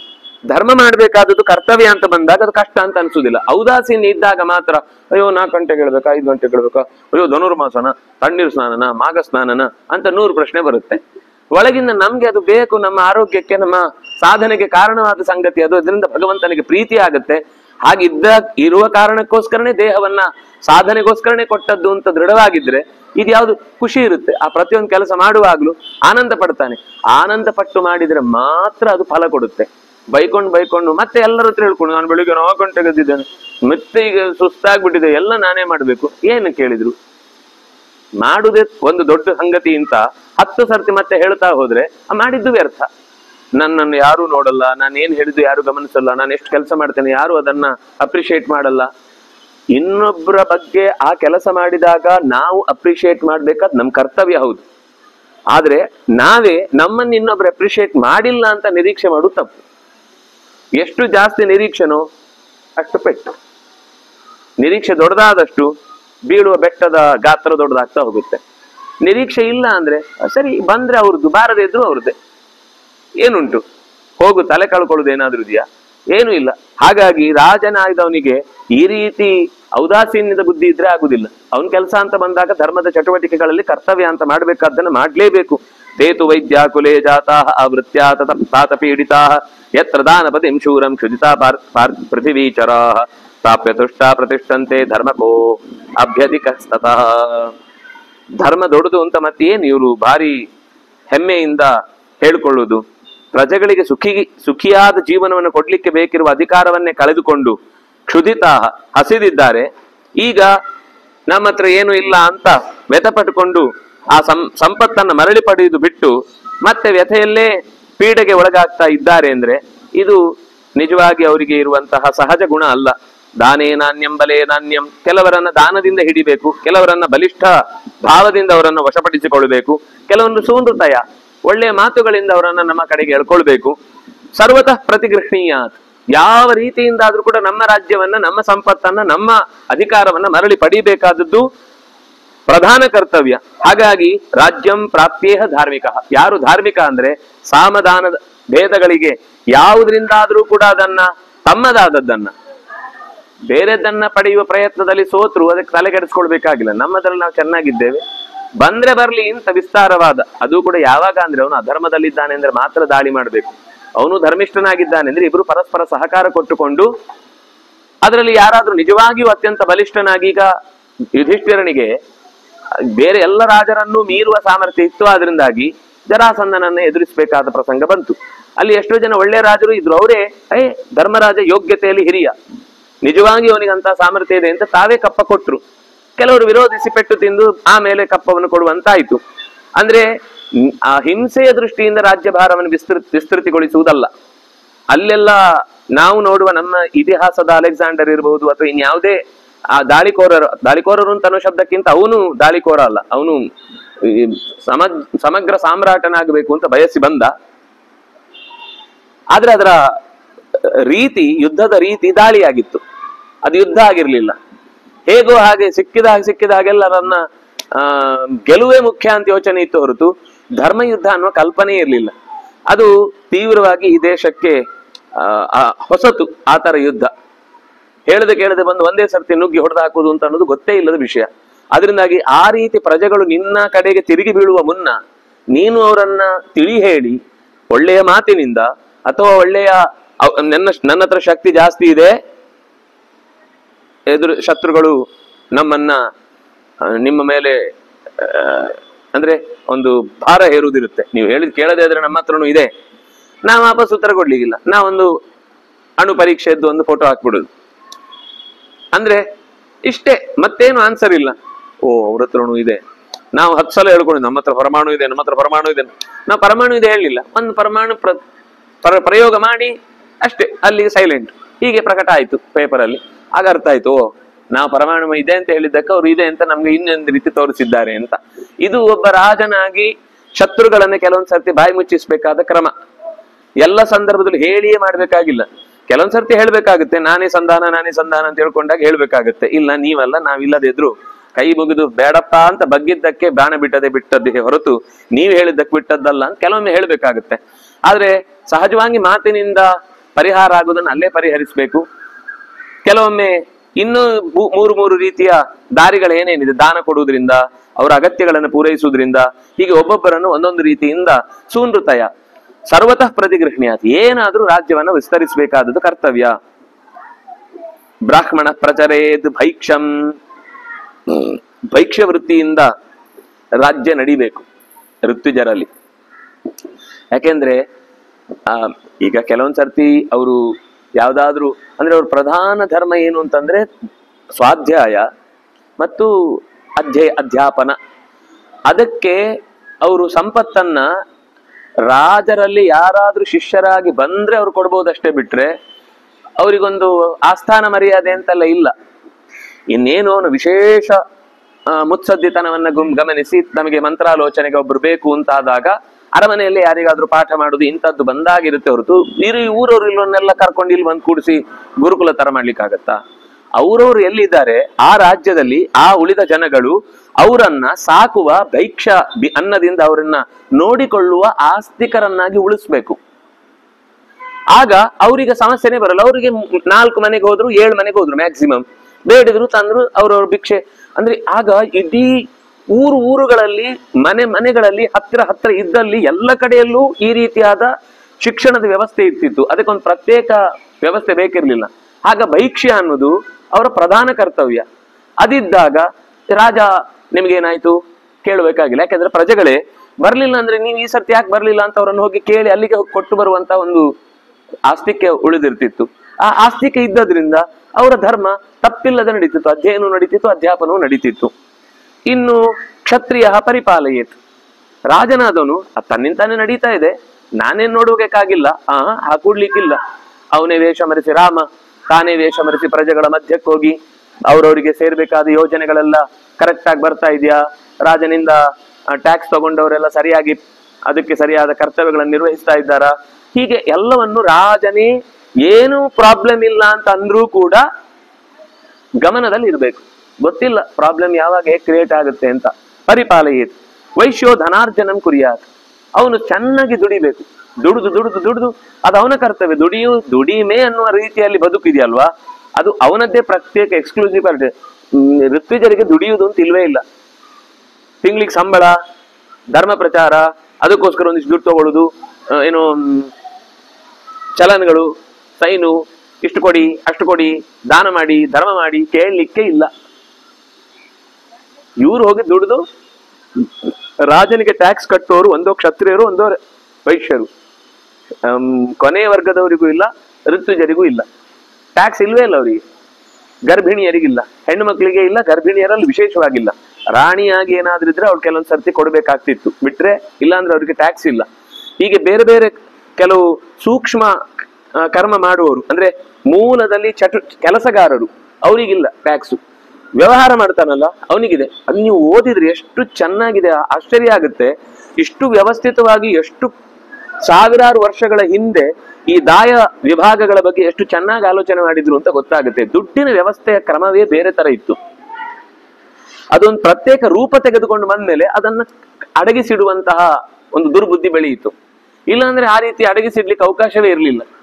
ಎಲ್ಲರಿಗೂ ಗೊತ್ತಿರ್ಬೇಕು ಇವನ ಹತ್ರ ಎಷ್ಟಿದೆ, ಇವನ ಹತ್ರ ಎಷ್ಟಿದೆ ಅಂತ. ಈಗ ಏನು ಅಂದ್ರೆ ಹಾಗೆ ಹೇಳಬೇಕಾಗಿಲ್ಲ, ಅದನ್ನು ಯಾವುದೋ ಒಂದು ದಿವಸ ಮತ್ತೆ ರಿವೀಲ್ ಮಾಡುದು ಅಂತ ಬೇರೆ. ಅವನು ಅರ್ಧ ಹೇಳ್ತಾನೆ, ಮುಕ್ಕಾಲು ಹೇಳಲ್ಲ, ಅಲ್ಲ 0 ಹೇಳ್ತಾನೆ, 100 ಹೇಳಿರಲ್ಲ. ಏನು ಕೊನೆಗೆ ತೋರಿಸುದು ಬೇರೆನೆ, ಲೆಕ್ಕ ಅದಕ್ಕೆ ಬೇರೆ ಹೆಸರು, ಕೆಟ್ಟದ ಹೆಸರು, ಅವನ್ ಲೆಕ್ಕ ಇವನ್ ಲೆಕ್ಕ ಅಂತ. ಶೂದ್ರ ಪರಿಚರೇಚ್ಛ ತಾನ್ ಭೈಕ್ಷಂ ವಿಪ್ರತಿಷಿದ್ಧಂಚ ಸಿದ್ಧಂತೆ ಕೃಷಿ ನೈವೋಪಪದ್ಯತೆ. ಯಾಕೆ ಇದನ್ನು ಹೇಳಿದ್ದು ಅಂದ್ರೆ, ಧರ್ಮರಾಜ ನಿನಗೆ ಕೃಷಿ ನಿನಗೆ ಹೇಳಿದ ಕೆಲಸ ಅಲ್ಲ, ಭೈಕ್ಷ್ಯ ನಿನಗೂ ಹೊಂದುವುದೇ ಇಲ್ಲ. ಅಲ್ಲೋ ಒಂಚೂರು ಏಕಚಕ್ರ ನಗರದಲ್ಲಿ ಅಭ್ಯಾಸ ಆಯ್ತು ಅಂತ ಅದನ್ನೇ ಜೀವನ ಪೂರ್ತಿ ನಡೆಸ್ತೇನೆ ಅಂದ್ರೆ ಅದು ನಿನಗೆ ಹೇಳಿದ್ದಲ್ಲ, ಅದು ಆಪದ್ಧರ್ಮ. ನಿನಗೆ ದುರ್ಯೋಧನದಿಂದ ಸಾವಿನ ಭಯ ಇತ್ತು, ಅವ್ರು ಹುಡುಕಿ ಕೊಲ್ತಾರೆ ಅಂತ ಅನ್ನೋ ಭಯ ಇತ್ತು. ಭಯ ಅಂದ್ರೆ ನಾವಾಗಿ ಹೋಗಿ ಅವರನ್ನ ಇಲ್ಲಿದ್ದಾರೆ ಅಂತ ಗೊತ್ತುಪಡಿಸಿ ನಾವೊಂದು ದೊಡ್ಡ ಯುದ್ಧ ಮಾಡಿ ರಗಳೆ ಆಗುದು ಬೇಡ ಅಂತ. ಆದಷ್ಟು ಮೌನವಾಗಿರೋಣ, ನಮ್ಗೆ ಯಾವಾಗ ಪ್ರಸಂಗ ಬರುತ್ತೋ ಆಗ ತೋರ್ಕೊಳ್ಬೇಕು.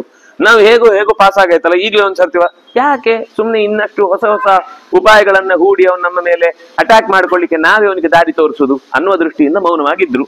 ಹಾಗಾಗಿ ನಿನಗೆ ಭೈಕ್ಷವಾಗಲಿ ಕೃಷಿ ಗೌರಕ್ಷಗಳಾಗಲಿ ನಿನಗೆ ಹೊಂದಿಸುವಂತದ್ದೇ ಅಲ್ವಾ. ಕ್ಷತ್ರಿಯೋಸಿ ಕ್ಷತತ್ರಾತ, ನೀನು ಕ್ಷತ್ರಿಯನಾಗಿದ್ದಿ, ಕ್ಷತಾತ್ರಾಯತೆ. ಎಷ್ಟು ಚಂದ ಅದರ ವಿವರವನ್ನೇ ಕೊಟ್ಟು ಬಿಟ್ರು. ಕ್ಷತಾತ್ರಾಯತೆ ಇತಿ ಕ್ಷತ್ರ.